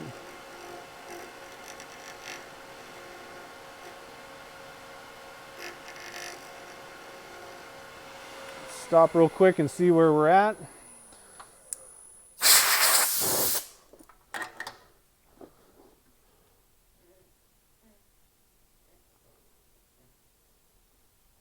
Alright, looks like it's cutting, looks like it's cutting it fine. I haven't had any, nothing's flown out at me or anything, so.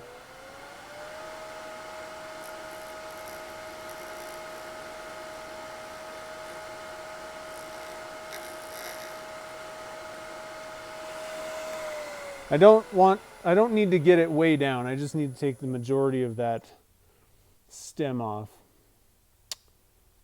So there's one right there. Just one more pass, I think, and I'm not that worried that this thing isn't running dead true. It's not that big of a deal.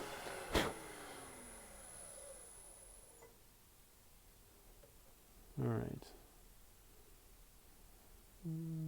I might take one more pass just to kind of get it. One more cut. Did you guys see the sphere go flying off in Sunday's video?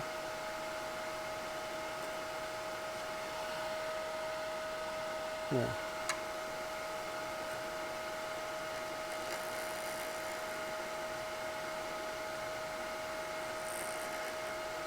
All right, that's it. I'm going to call it quits, and we're going to pull out sandpaper from now on. I'm going to try, let's see here. Yeah, I've taken it down pretty good there. So I'm going to get you guys right in front of this thing so you can kind of see what I did. I might have been really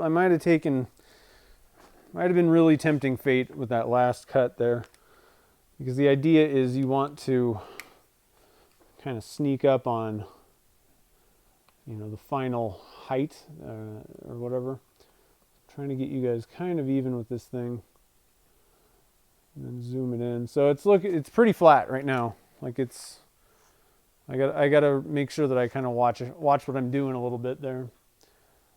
But I got it pretty flat. Now it's just time to sand up a little bit and get everything kind of perfect, finished up. So I think that Chad is probably correct in saying that, you know, you're in most cases you're probably way better off just sanding. Take your time and just sand down. You know, you're going to have kind of a ridge, a bump, but I think that for the best results, most consistent results, it's probably best to take your time and just sand that down from the start. So in Chad's video, he started with 600 grit. Sounds like a good number to me. Let's see. Powdered opal. I don't know. Yeah, glow powder would be kind of cool. I don't know if they have powdered opal. I don't know how awesome that would look. Yeah, that's exactly, Eric, that's what I was like. I took it way down on that little nub, and I'm like, oh, I'm just gonna take one light pass to kind of get rid of some of these tool marks, and like I should have known, and I really kind of did. I mean, you saw me. I just kind of stood there, and it went think, and it just flew off, and I was like, yep, saw that coming a mile away. Luckily, it didn't matter. It just bounced a little bit. I think I'm just gonna get this tool rest completely out of my way. Got to get my ShamWow out. Whoa. Okay, I'm going to get a new piece of sandpaper for all this stuff. These are old, number one, older, and because I'm going to be sanding metal, I don't even want it on there. You know, I just want to throw this thing away when I'm done. So what I'm going to do here, let's see here. This stuff out of my way. I'm going to get all of my sandpapers ready. I guess technically all I'm going to do is wet sand with 600 silicon carbide, and that's going to be the majority of the work, you know, getting everything shaped, I guess, in a sense. And then we're just going to go with Zona from there on out. And I think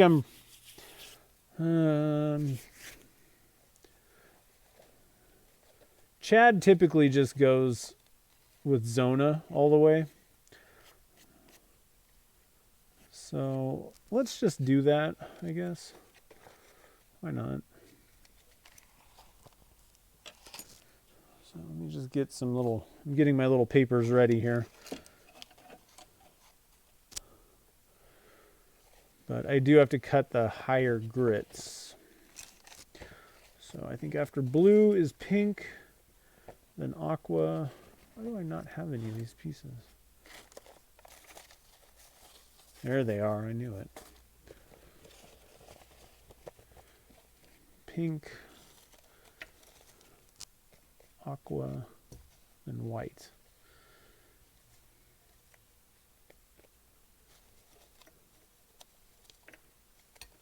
Okay, so we got all of our Zona pieces. I may hit it with some car polish at the end. I don't know. Blue, pink, these are the last ones. You know what I don't like about the last grit of Zona is it's really difficult to tell which side is the actual, what you're supposed to use. Okay. And Chad had a little squirt bottle full of water. I think we're just gonna dump it. Do the dunk method. I think that'll be good enough.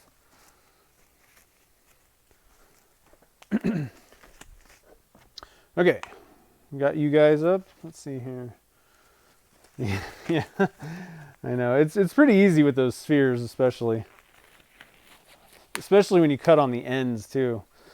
But yeah, I made that. I had cut that thing way too small at that point. So we're gonna turn this down to, I don't know what speed here, 500 or so. We'll just start sanding. And actually, I'm gonna go in reverse. I think, I don't know. It's not gonna be a very good. I would normally just do this on reverse mode on my lathe, but you want to make sure that you're not like pushing in the center. You want to kind of keep the angle rounded so that you're not creating a dip where the resin is.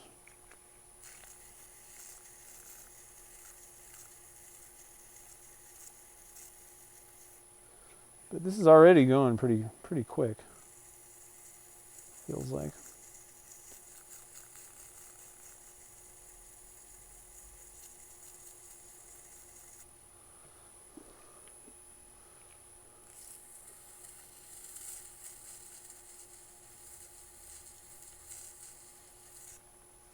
You guys seeing this very well? Yeah, it's a pretty good view, is it? You quit for 2 days after something flew at you? Well, luckily it just flew the other way. Like it didn't even come at me. So I was just kind of standing there like, oh, yeah, shouldn't have done that. And luckily I just picked it up and everything was good to go. So, I mean, already, look at that. It's looking pretty good. I mean,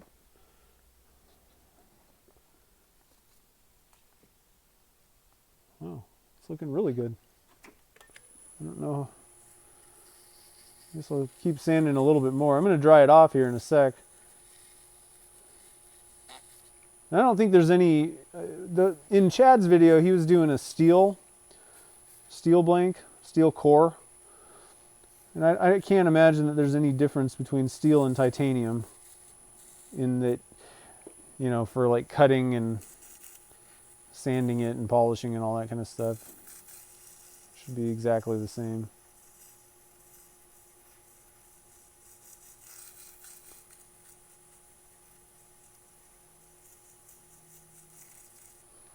All right, I'm going to dry it off because, I don't know. I mean, it feels like I might be done already, which doesn't seem right, but let me look at this thing. And I'm going to actually pull out my magnifying lenses. We got a couple, is that a dip? Oops, touch it with the water. We got a couple dips, so we're not down yet. Okay. It's much easier to see with it being dry. Can you guys see that? Do you see what I see? Oops. Might have to get you guys like right in the front. Yeah. So when it was wet, everything, it looked like it was, whoa, like it's looking really good. Now that it's not, what the heck just happened? Whoa. Oh, hold on. There we go. So now you can see there's low spots, and I don't think that I need to fill any of those. I think I just need to take more off. But it's definitely not, you know, we're not done.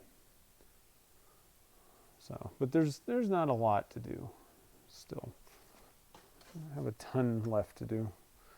Let me get you guys back in the spot.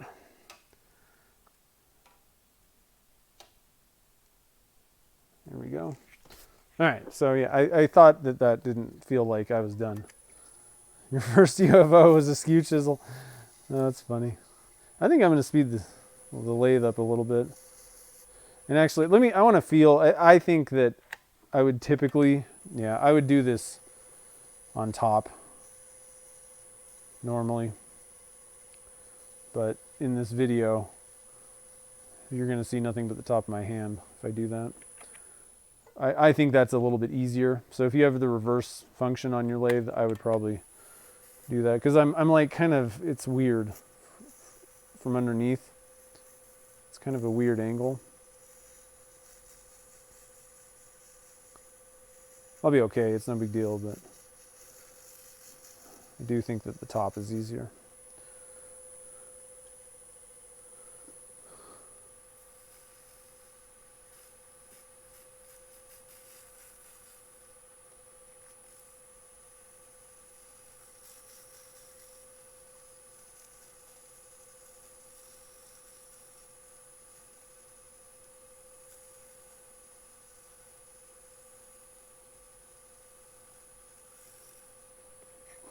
I really wish this thing was running a little bit more true, though. It's kind of bumpy. I don't like that. I don't know if it's the collet or the mandrel or what. It's not the lathe, I know that. I actually just measured the run out in my spindle not too long ago, and it's like 0. Like it's like 1,000th maybe. So that thing's running great.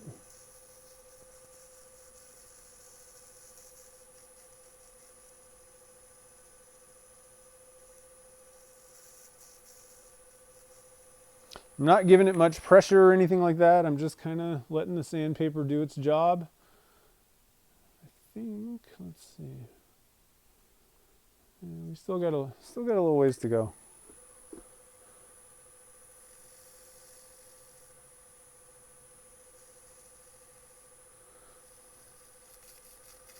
This is one of those things where patience, which I have none of, will win out the day.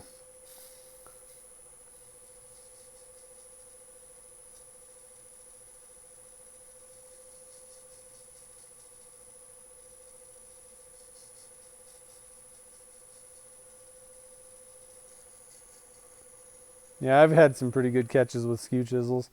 It's tough because they're not like that hard to use, really. They're not that difficult, but you know, when everything's going great until it catches and you get just the most tremendous catches. Like if you get a catch with a skew chisel, like it's over. Whereas a lot of for the most part, most of the other tools, you get a catch and it's not really like project ending. It feels like most skew chisel catches are like project ending. It just rips it apart. So I just kind of got to the point where even though it only happened, you know, 1 out of every 20 pens I turned or something like that, it still just wasn't worth it. Didn't save enough time. I'm going to stop it. I'm going to take a look and see what we're looking like. I don't think it's done yet still, because I can kind of see the metal. Yeah. Yeah, we got a little ways to go yet. In fact, I think I'm going to switch to a different, I don't know. I think I'm going to switch down to 400. I know. This is where I always run into problems. I always try to hurry things up, but I got stuff to do. It's pizza night, you know? And if I can get this done a little bit quicker, then everybody's happy. So 400 grit silicon carbide. See if we can kind of get through some of this. There's a little bit of excess. And I could even try to, you know, you could really tempt fate and try and like sneak up on stuff with the tool. But I think that that's really tempting fate. I think you're better off just sanding it.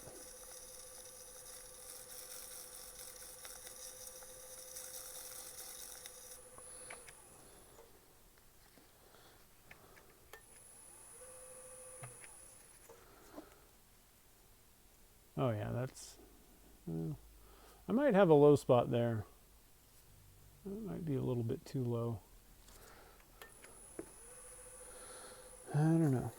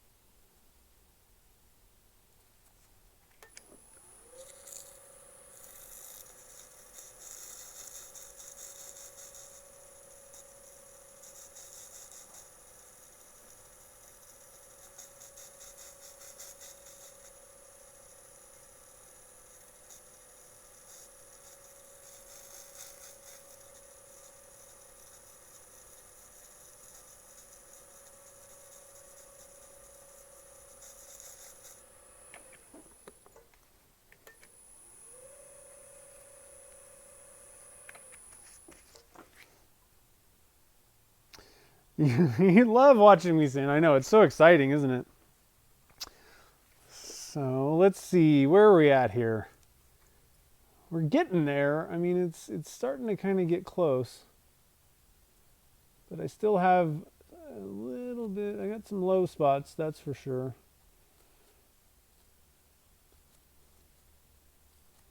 I got a big low spot right there that I might have to actually fill. And I think in this case, what I might do, I don't know if I want to do UV resin. I don't know how fast that would. I just don't exactly know how fast that would cure. I don't know, without like sticking it outside. I don't know. I got a pretty deep one, right? I guess the light's not on the thing. Where's it? Right there. Got a pretty deep hole that I don't think is gonna sand out. The rest of these I think are possibly gonna just sand out, because you can see the edges. I still have resin to take off on the metal parts. So we still got a little ways to go. I mean, frankly, it seems like there's enough that as much as I don't really want to drop down to another grit, I think it would go faster. I don't know. This is a tough one because there's the hurrying thing, and then there's also this is just not, very efficient use of time. If you drop down one grit, this would be done in 2 seconds. So it's tough. I don't know. Can't entirely gauge how much material I need to actually take off here.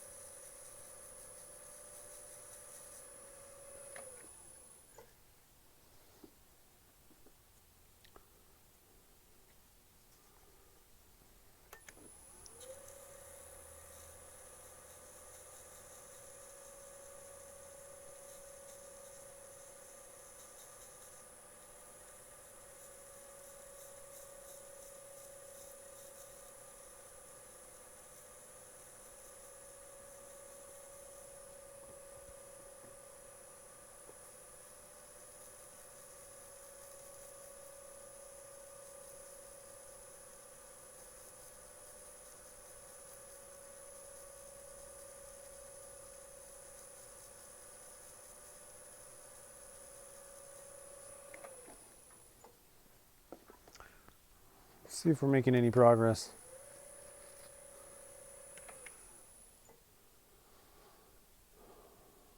A little bit. I don't know. I'm sorry, guys. I think I'm dropping down to 220.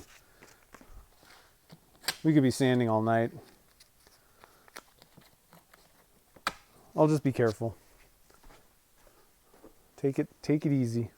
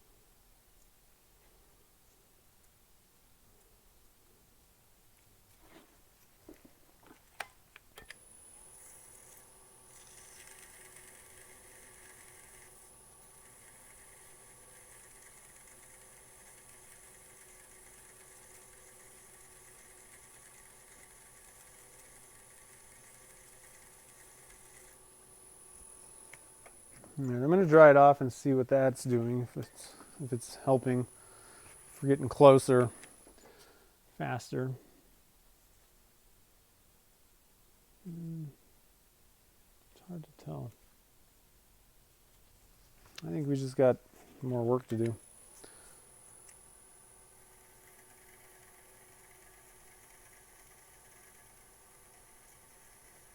I'm going to pull out the magnifiers. See if I can see anything with those.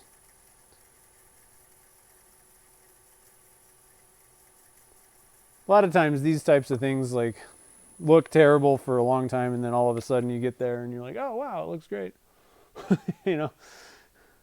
Use a Dremel. No thanks.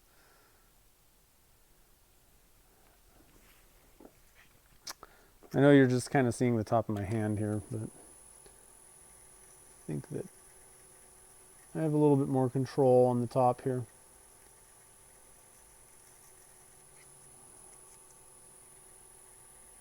to maybe move you guys on the back side of the lathe.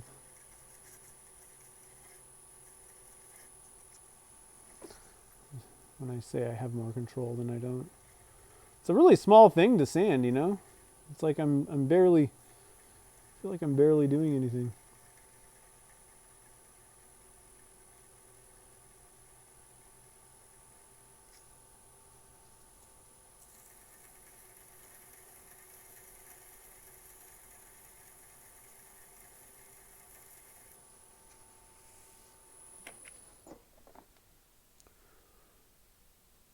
Getting a little bit closer now, I think. I'll get you guys, I'm going to actually put you guys on the back side of this thing. I just think that'll be a little bit easier.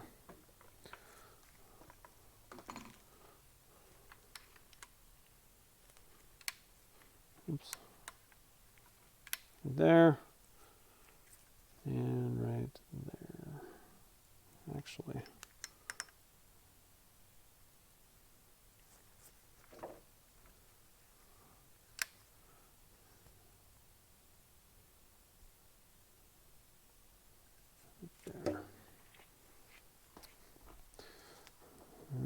That's going to flip water at you guys because it's right in front of there. So we're going to put you guys on this side. I got to think about this kind of stuff. All right, and then I'm going to move the light over behind here. And maybe. There we go. Okay, whew. All these changes to the setup.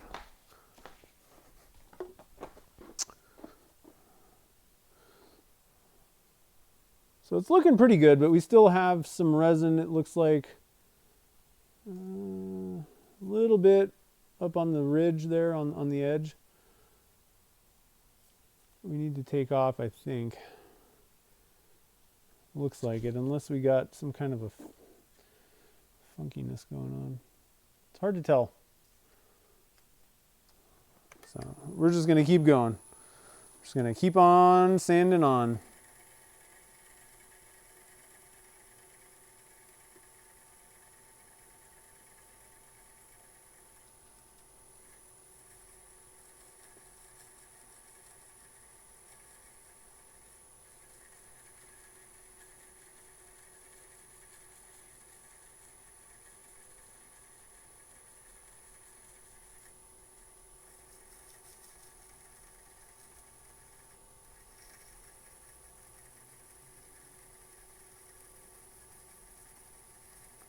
Who enjoys sanding more than me?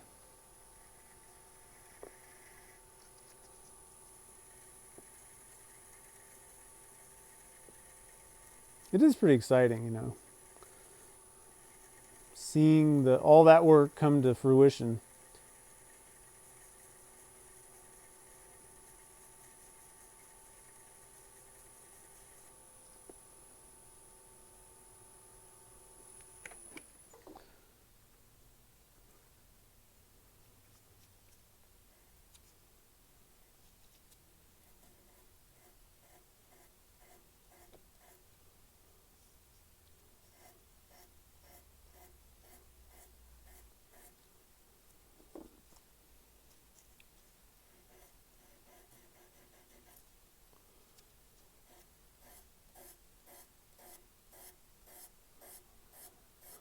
I'm just sanding in this one area to make sure that what I'm looking at is what I think it is.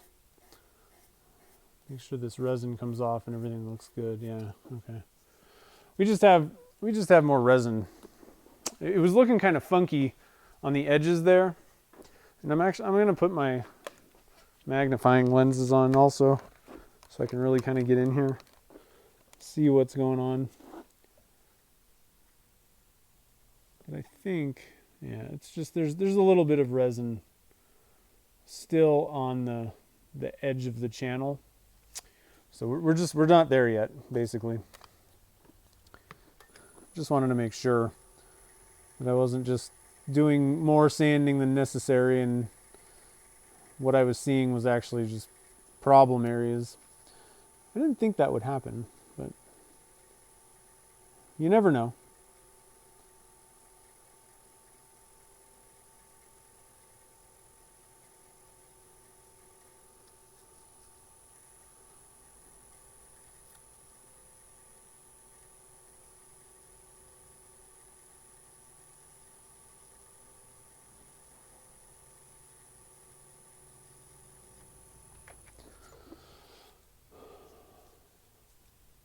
First grit's always the toughest one.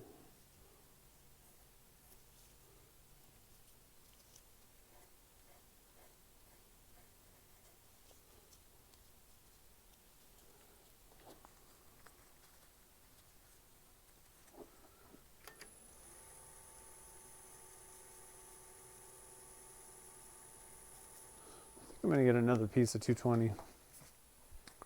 Just doesn't, it feels like it might be kind of used up.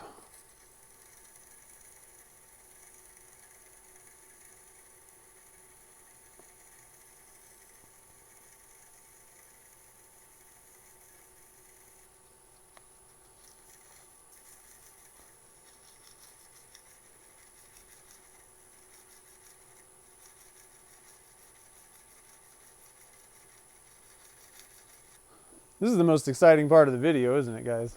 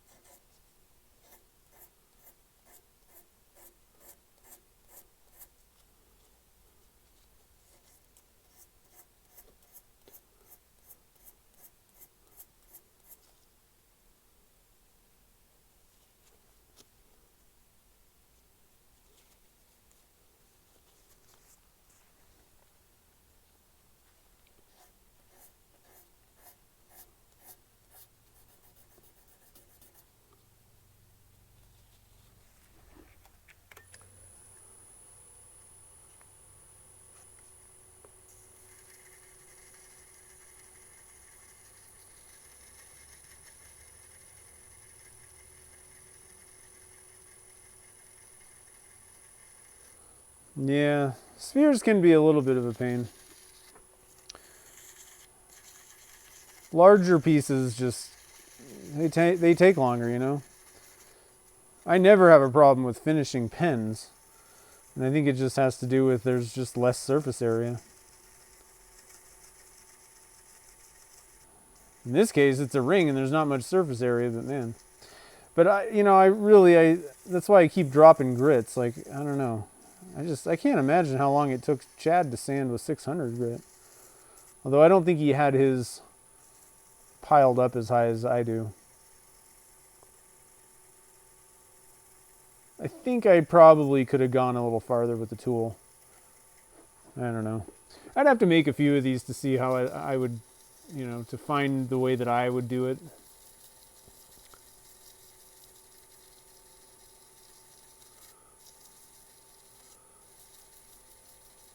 I like shortcuts as long as you have a high probability of actually coming out with, or let's just say a low probability of screwing things up.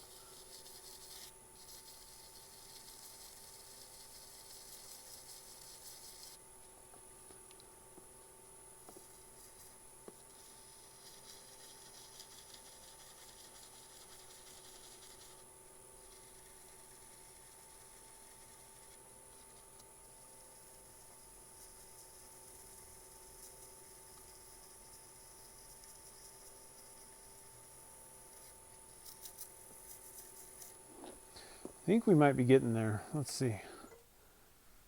Ooh, let me get my rec specs on. Oh, there's still some resin on this side. Let me do a little bit of spot sanding here. It's getting really close though.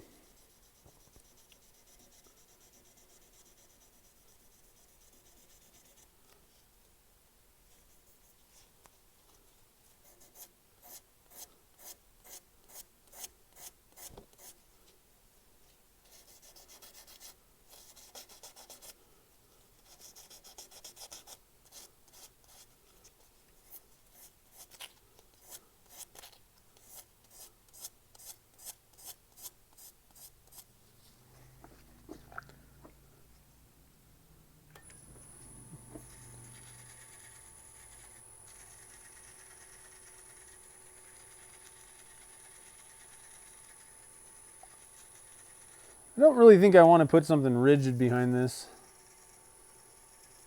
You don't really want a lot of pressure, and I'm actually trying to not, I don't know, trying to use my finger pressure to get more of the sides and kind of angle the middle up. So I don't know. It might work though.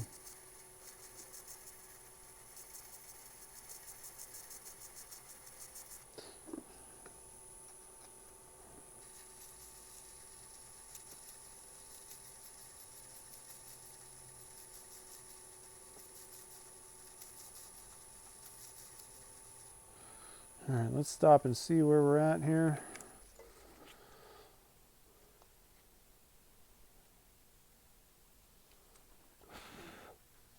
It's kind of hard to see exactly what's going on. Oh, we still got more to go.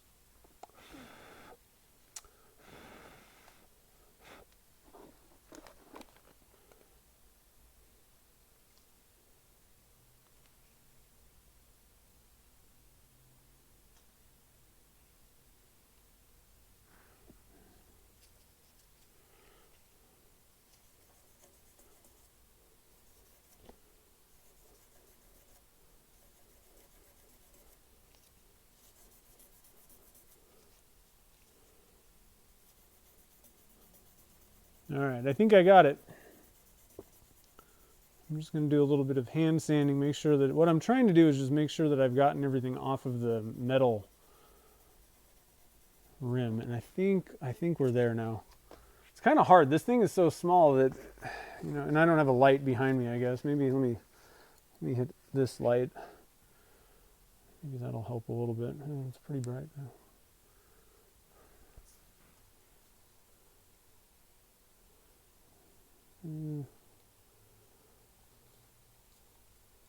No, there's still a little bit of CA glue on there. So let me just get one more piece of 220, brand new. See if I can just get this final little bit off. But I think it makes the most sense to try and get all this taken off at my lowest grit.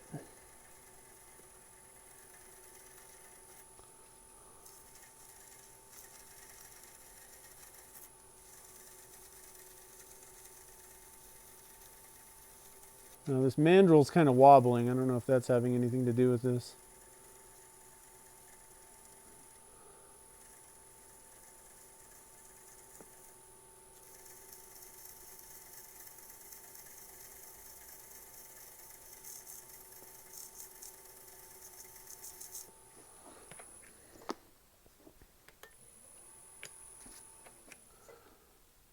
Let's see here. We're almost there.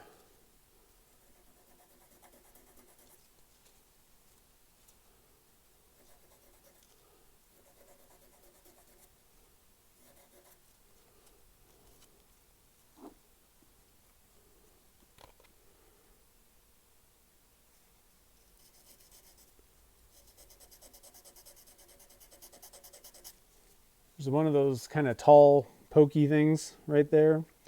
So I think that metal, it's forcing the sandpaper up and over, just in that little area. I think we've got it at this point. That's looking good. Yeah.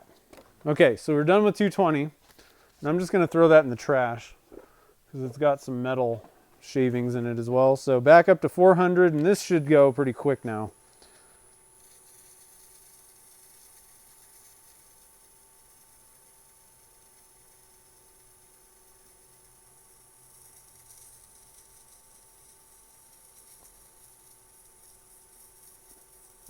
Now it's just a matter of taking out, you know, the progressive scratches.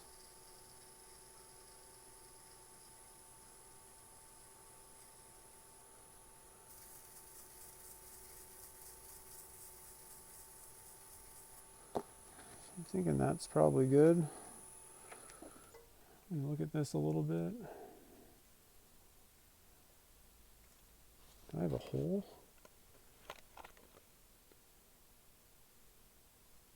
Oh no, I think I have a hole in my finish.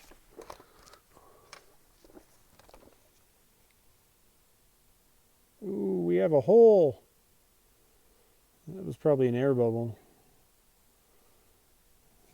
Do you have any more? So I'm gonna just hit this with some CA real quick. I think that's just as easy as anything else. I know, I could probably try to do the UV thing, but the problem is I just don't really know how long I really need to wait for it to...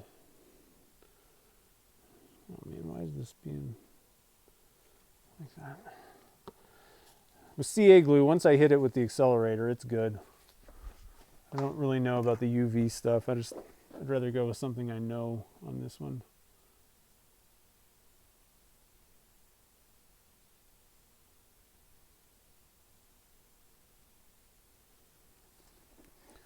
It's going to take a couple shots because it's a pretty deep hole.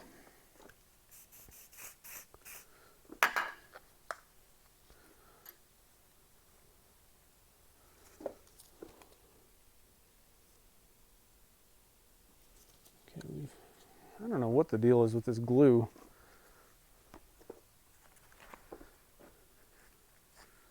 I mean, they're not joking. It is serious gel. Do it a little bit of a different way.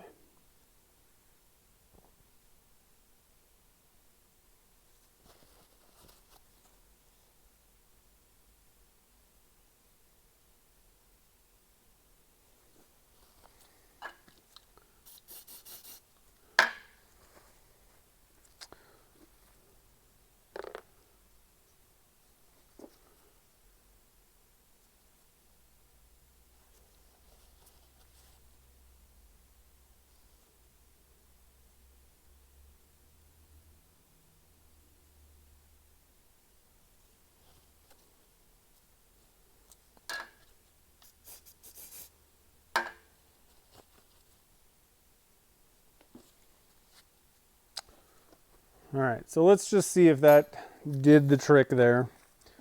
Where's my 400 paper? There it is.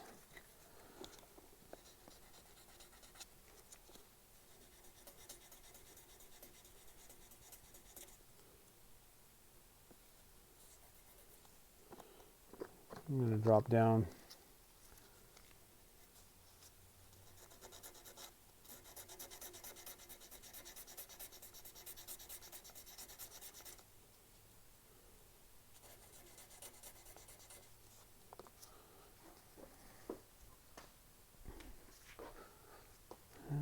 Let's see here.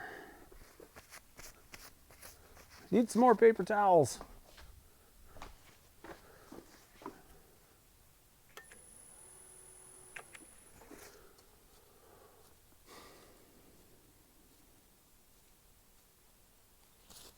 All right, I think we can go back to the 400 now. I think we've gotten it pretty well cleaned up.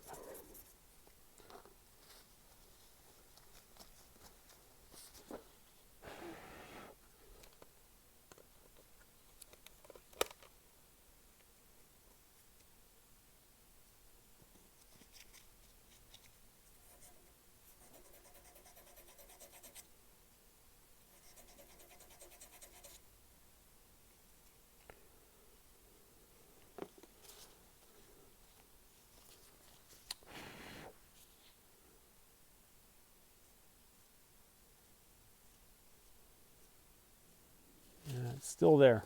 Persistent bugger.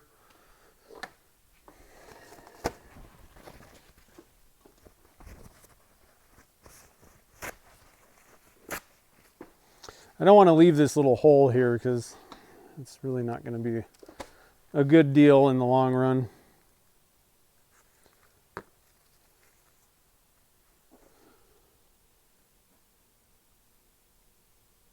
I want to get this thing sealed up.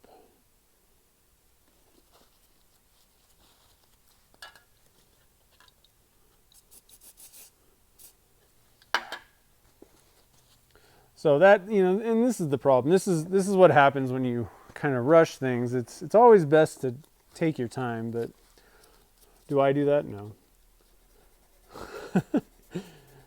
I think this was probably caused by those air bubbles.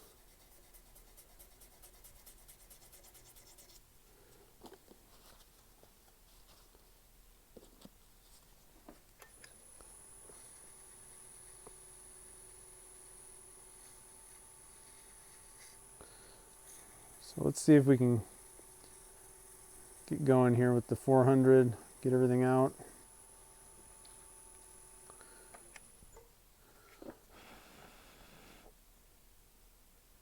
Still got a little bit of, I think my 400's dead. Let's get some more 400.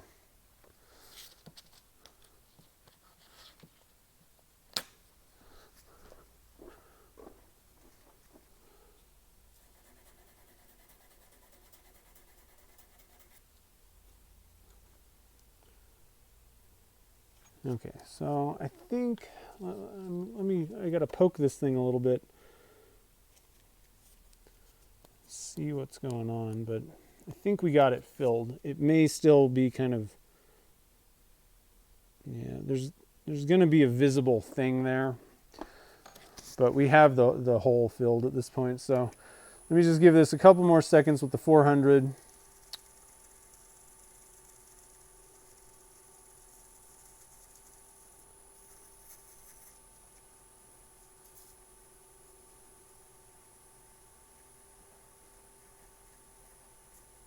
Okay, throw that away.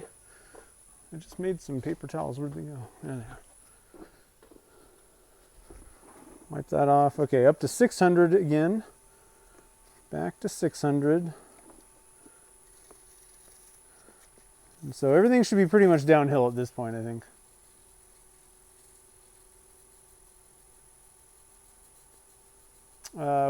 I know who you are, David. You go by Dave or David? Fire puppy. I got pretty much all this stuff is on Turner's Warehouse. I have links to the ring cores, the mandrel, where you can get a collet chuck. I guess I didn't link to the Zona paper. You can get that there. What else? The inlay material, the watch parts. I mean, pretty much everything that I used here. And then I have one link to something on Amazon. I can't remember what that was. One or two.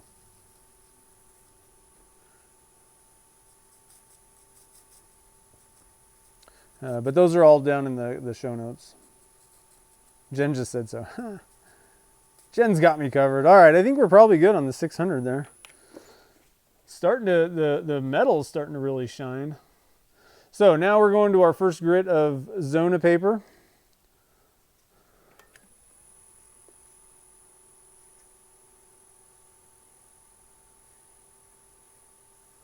And I'm polishing the ring, the metal as well. I mean, that's kind of part of the thing, because I've been sanding, and there's no, it doesn't hurt the metal. It's not hurting anything, but you want to make sure that you're getting that metal nice and polished while you're doing the resin parts too.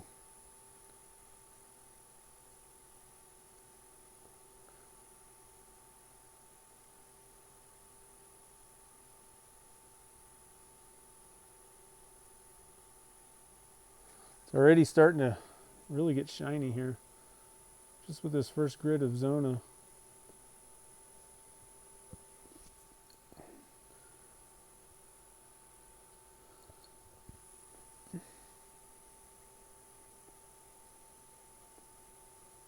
And the links are to even better quality. I'm not super thrilled with the quality of this collet chuck. Part of the problem is I can't really get it tight enough.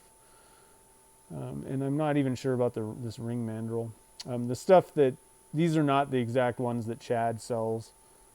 I linked to the Beal brand, Call It Chuck. Those, I've heard those things are awesome. Chad carries those. And he's got pretty good looking ring mandrels. They look the same, but they're machined by somebody up in Canada, so I think they're pretty high quality. All right, so that ought to be good. I'm going to toss that in the trash. Let's move up to the gray. And I'm just gonna follow Chad's lead with this. I think it's probably just as easy to polish completely with Zona papers in this case. I mean, I could maybe try and buff it and do all this stuff, but I don't have to worry about even moving it, basically. Just leave it on here.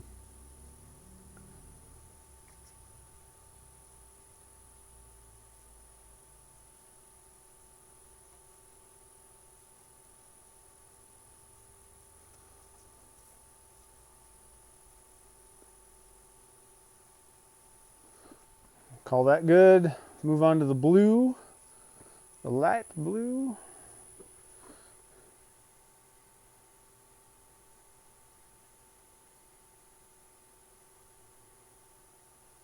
I just hope those bubbles aren't like, don't take over the entire thing.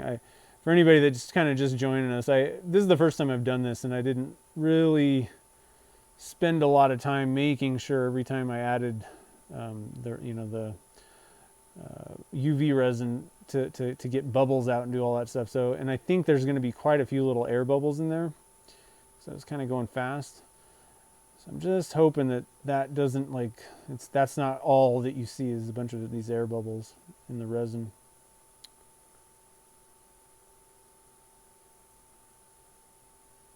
Hopefully I'll dodge a bullet. Okay, and then on to pink.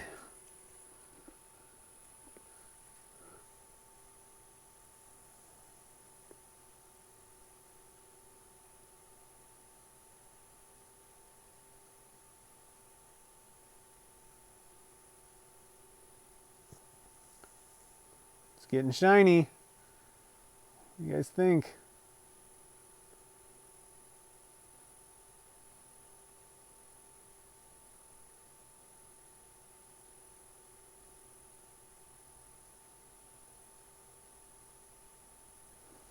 All right, and teal or aqua, I don't know what they call it.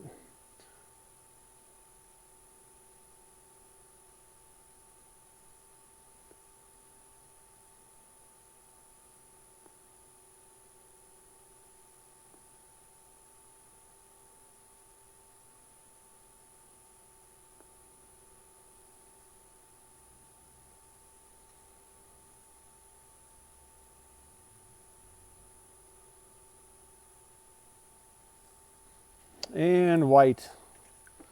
And this one's always tough. I got to figure out which side. I think this side has the grit.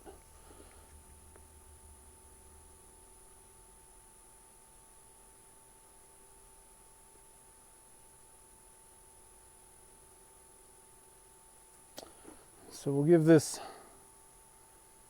a good amount of time with the white one.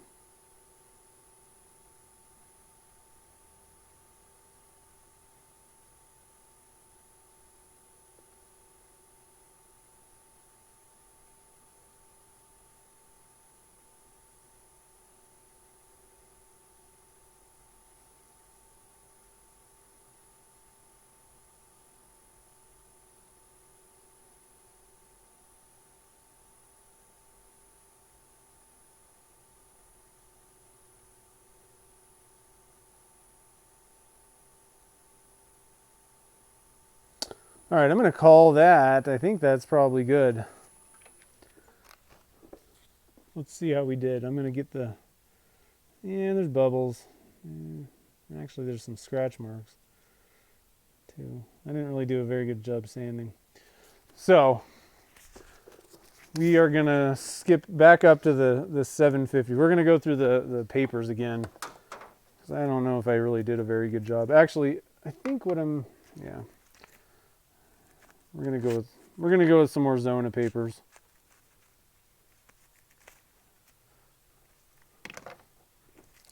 Probably should have stopped in the middle of each one of these grits.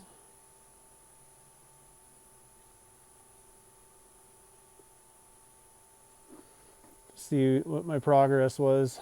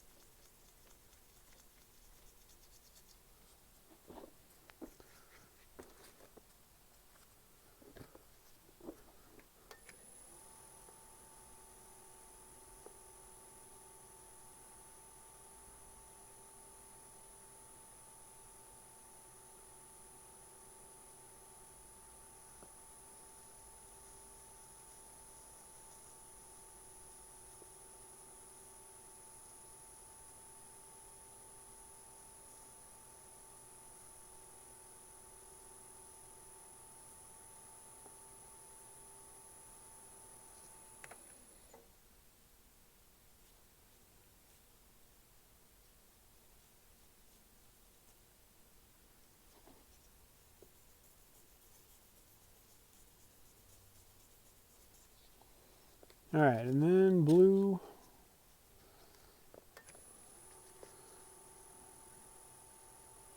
And if we don't get it this time, I'm buffing it.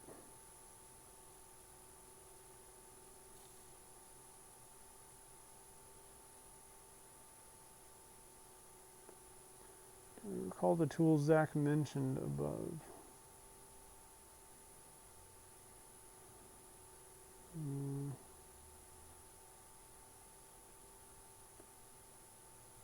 I'm not sure which tools you're talking about. Are you talking about this thing or this thing?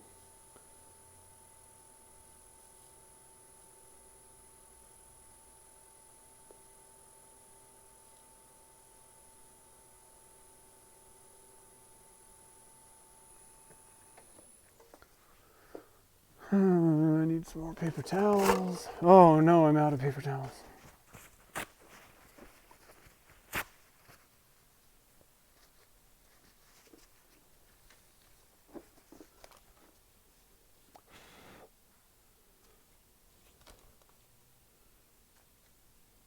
Oh, that's looking better, I think. All right, so back to the pink and the aqua.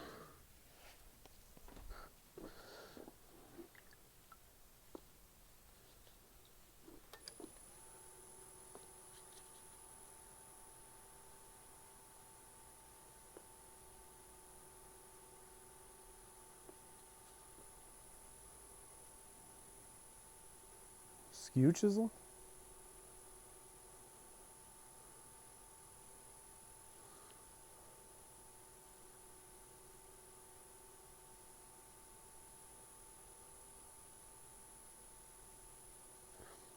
Yeah, skews are pretty good, and skew. The one thing about skew chisels is they're good to use as a scraper, but if you're actually like you doing a skew cut, they're great, and they're really not even that hard. It's just they're very easy to get catches with, and when they do, they can be pretty good catches. A lot of times they're kind of piece ruining catches, but I mean they're fine. It's not a big deal, and it's something that if you practice, they can save a lot of time, and they're a good tool. It's just I don't really have enough time to be practicing my skew chiseling. Wood turning is kind of totally secondary in my shop to casting and stuff. So that's why I usually just kind of pull out the tools that I'm good with. It's one of those things that I'd rather get through the project than save a couple minutes. All right, so back to the aqua.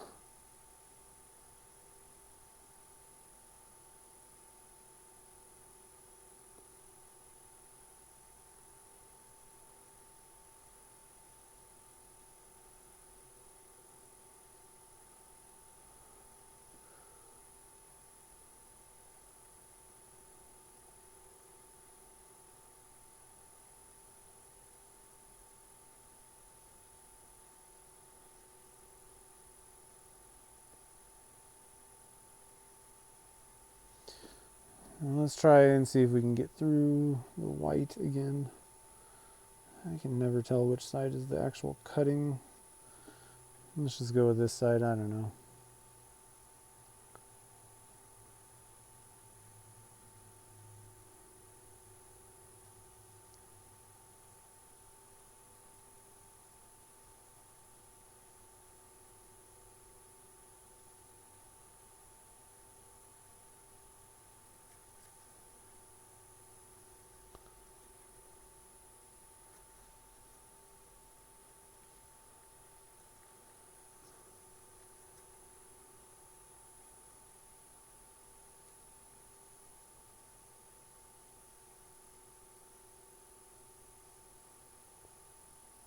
All right, let's see what we're looking like here. What do you guys think? Whew. Yeah, this took a little while. Not bad. Now, it's not going to be super clear because of the bubbles, most likely, also. But I think, let me look at this through the magnifier.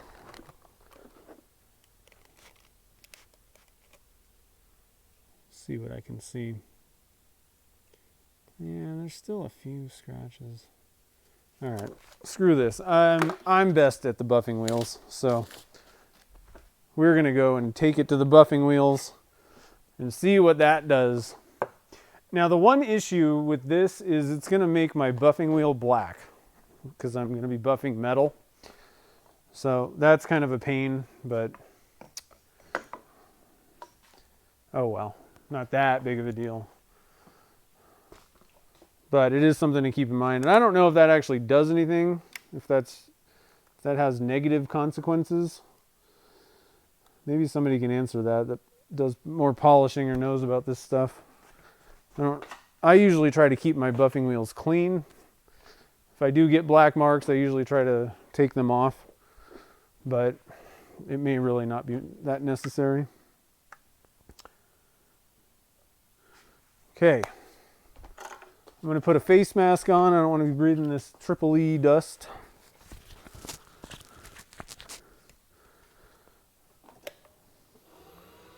You guys can see, I think.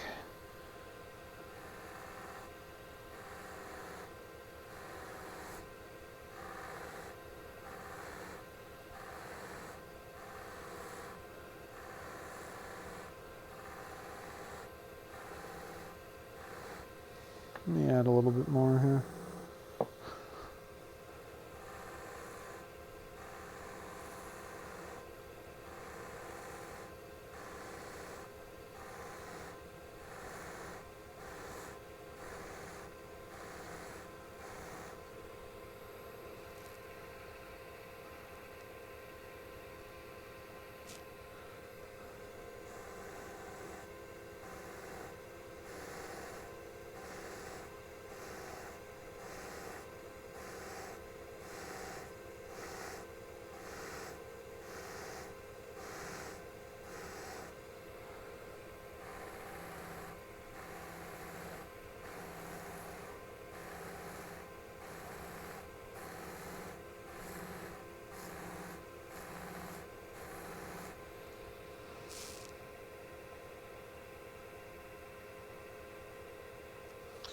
All right, and then we'll do a little bit of white diamond.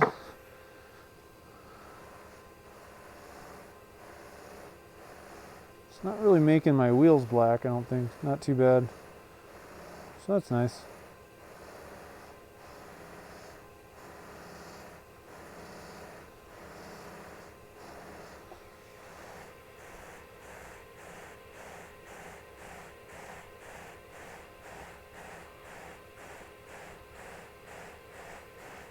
And so just to restate that question about the black marks, does that have any negative impact when you're just mostly doing resin? I know it doesn't really matter on the metal, but imagine keeping your wheels cleaner is probably better. That's looking pretty decent. It's never going to be super clear because of the, because of the problem with the, there's no light here. Let's bring you guys back over here. Come to the light.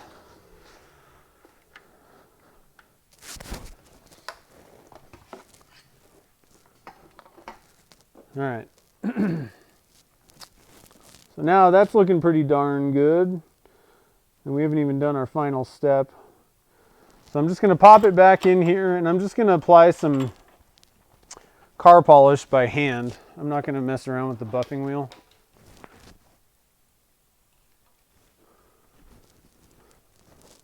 In fact, I maybe could even just hold the buffing wheel up to it. I never thought about doing it that way.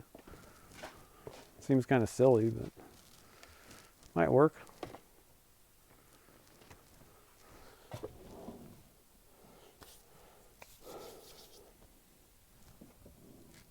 And I got some Mcguire's 205 finally. I was telling you guys that about this. This is a little bit higher grit, finer grit than the 105 that I've been using.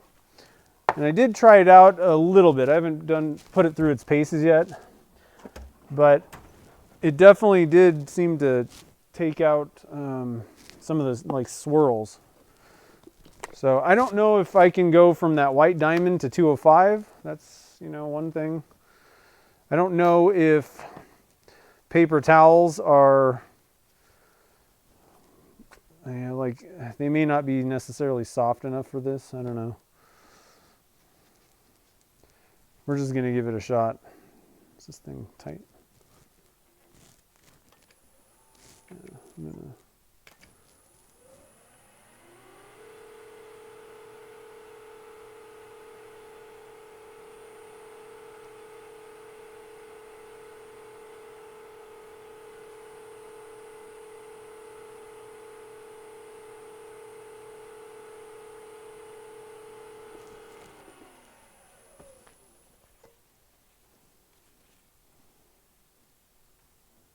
That's not too bad.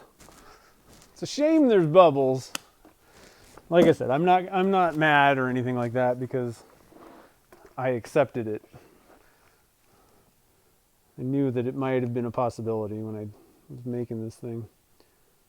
So we got bubbles, but we got a pretty cool looking ring blank, I think. Or ring, I should say. I think I'm gonna put the camera sideways here. Hold on, guys. Hold everything. I'm gonna put you guys straddling the lathe. Oh, I got cords. Cords are getting me. Well, this is just not working exactly how I expected it to. There we go. Come on. There you go. So you can see the bubbles, but man, now my tool rest is in the way. Here we go. Here we go. There it is. I think. So we got those bubbles, but man, I mean, other than that, the ring is cool.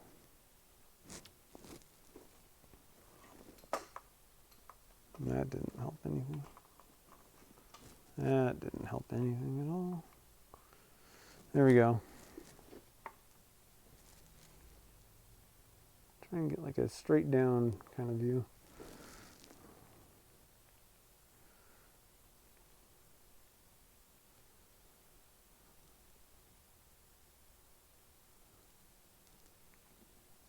Aside from the bubbles, I'm super happy with this thing. Yeah, it's glitter. It's glitter. I love it. Glitter. I will have to tell you guys that. Thought this would be a fast one. Yeah, well, I don't know. I thought it was going to be faster than this, but it wasn't that bad. I mean, really, in the long run, it wasn't that much time. All right, so hold on real quick, guys. I'm going to kind of change things around here a sec. Tell you what, I'm going to put you guys on the overhead view while I'm messing around over there. So you can kind of see, oh, that's not a very good view at all. Whoa. Up. There we go. Get this out of the way. Put you guys up top while I'm kind of moving stuff around. And then we'll see if I did make this. I think this one fits my finger. I don't know.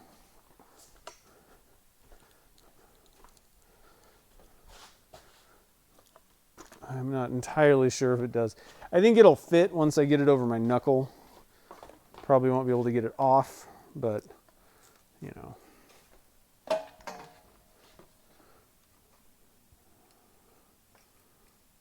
So let's get cameras kind of situated here. Get the light. I got some new light, a new light, and it is awesome. I love this light. I do like my regular little LEDs. They're super cheap. This was not cheap, but it works really well. All right, let me go get the ring. I gotta unscrew the thingy.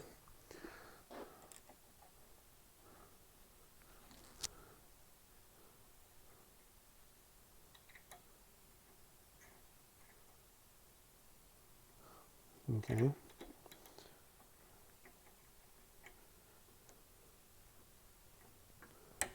Ugh. Thing was on there. Probably would have to kind of polish the inside of this thing. Switch to the other camera now. There's the watch parts. Let's zoom out a little bit more. So, where are we at here? Where's my finger? Yeah. Fits pretty good. I don't think I can get it off. But it is pretty cool looking. I like it. What do you guys think? I'm gonna need a little soap, I think. It's about the same size as my wedding ring, but it's tighter. Yeah.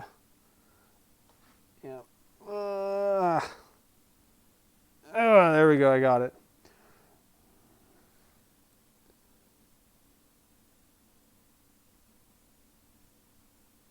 This is a bad view. I gotta get behind the camera if I'm gonna do this stuff.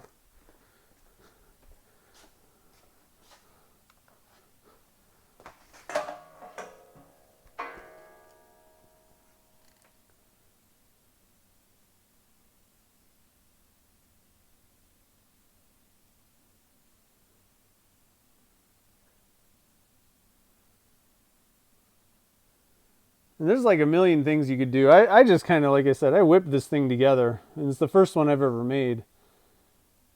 But you could do all kinds of neat stuff with this. So, actually, let me go get the turquoise, or not turquoise, the other ring blank that's been sitting outside before somebody steals it. Real quick, let me grab that and I'll show you guys that one. I know you kind of already saw it, but why not? We may as well.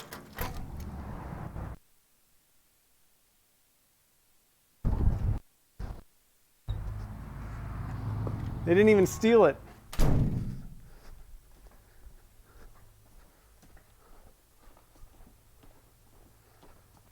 Yeah, I think this opal one's going to look pretty good. I like that blue. It really pops out. And I don't think that there's going to be any issues with the bubbles or any of that kind of stuff with this because there's just really not enough room. It's not like there's a lot of clear, I don't think, on this one.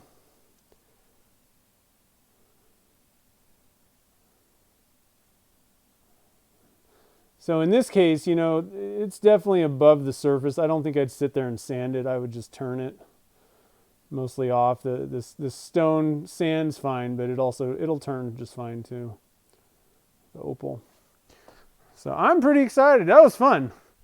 That was a pretty cool project. So let me turn this thing over here.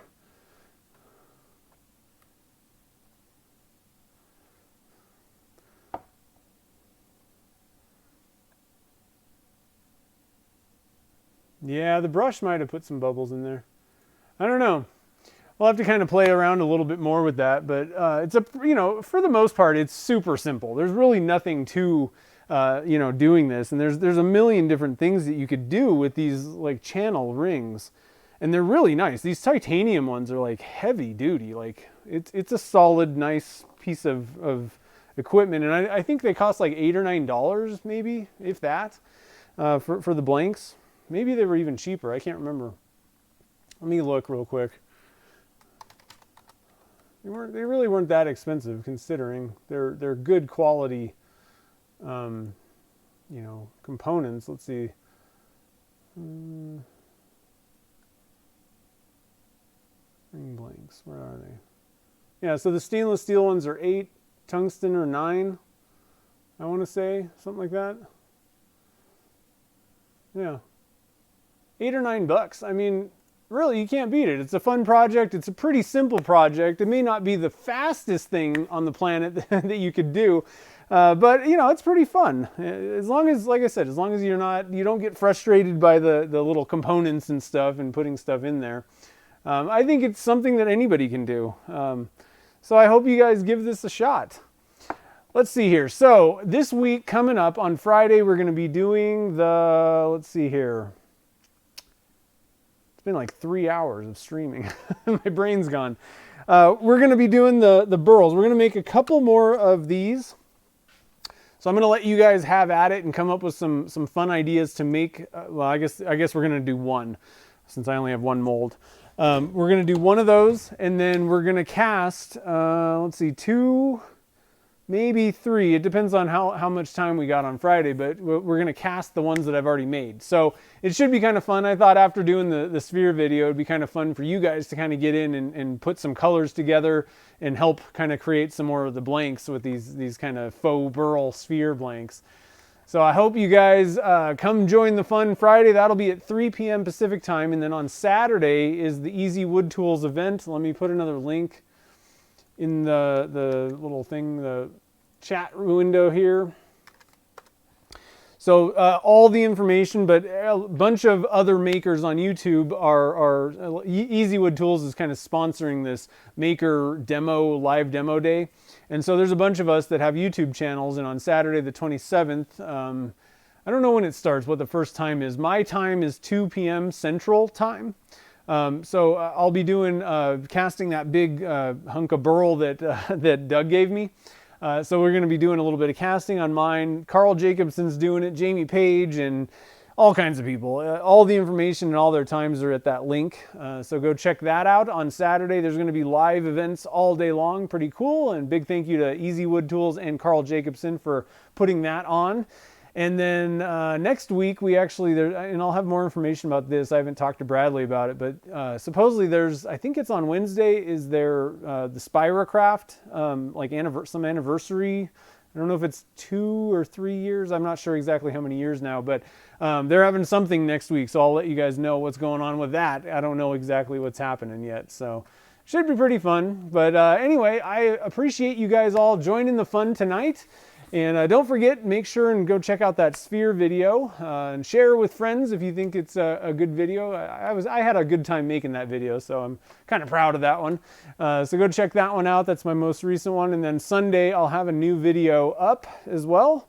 So all kinds of things going on. So I guess that's about it. So I hope you guys have a great rest of your evening and get in the shop and make something over the next couple days. And I will see you guys all on Friday. And we'll do some sphere faux burl casting. Have a good one, guys. Thanks for joining the fun.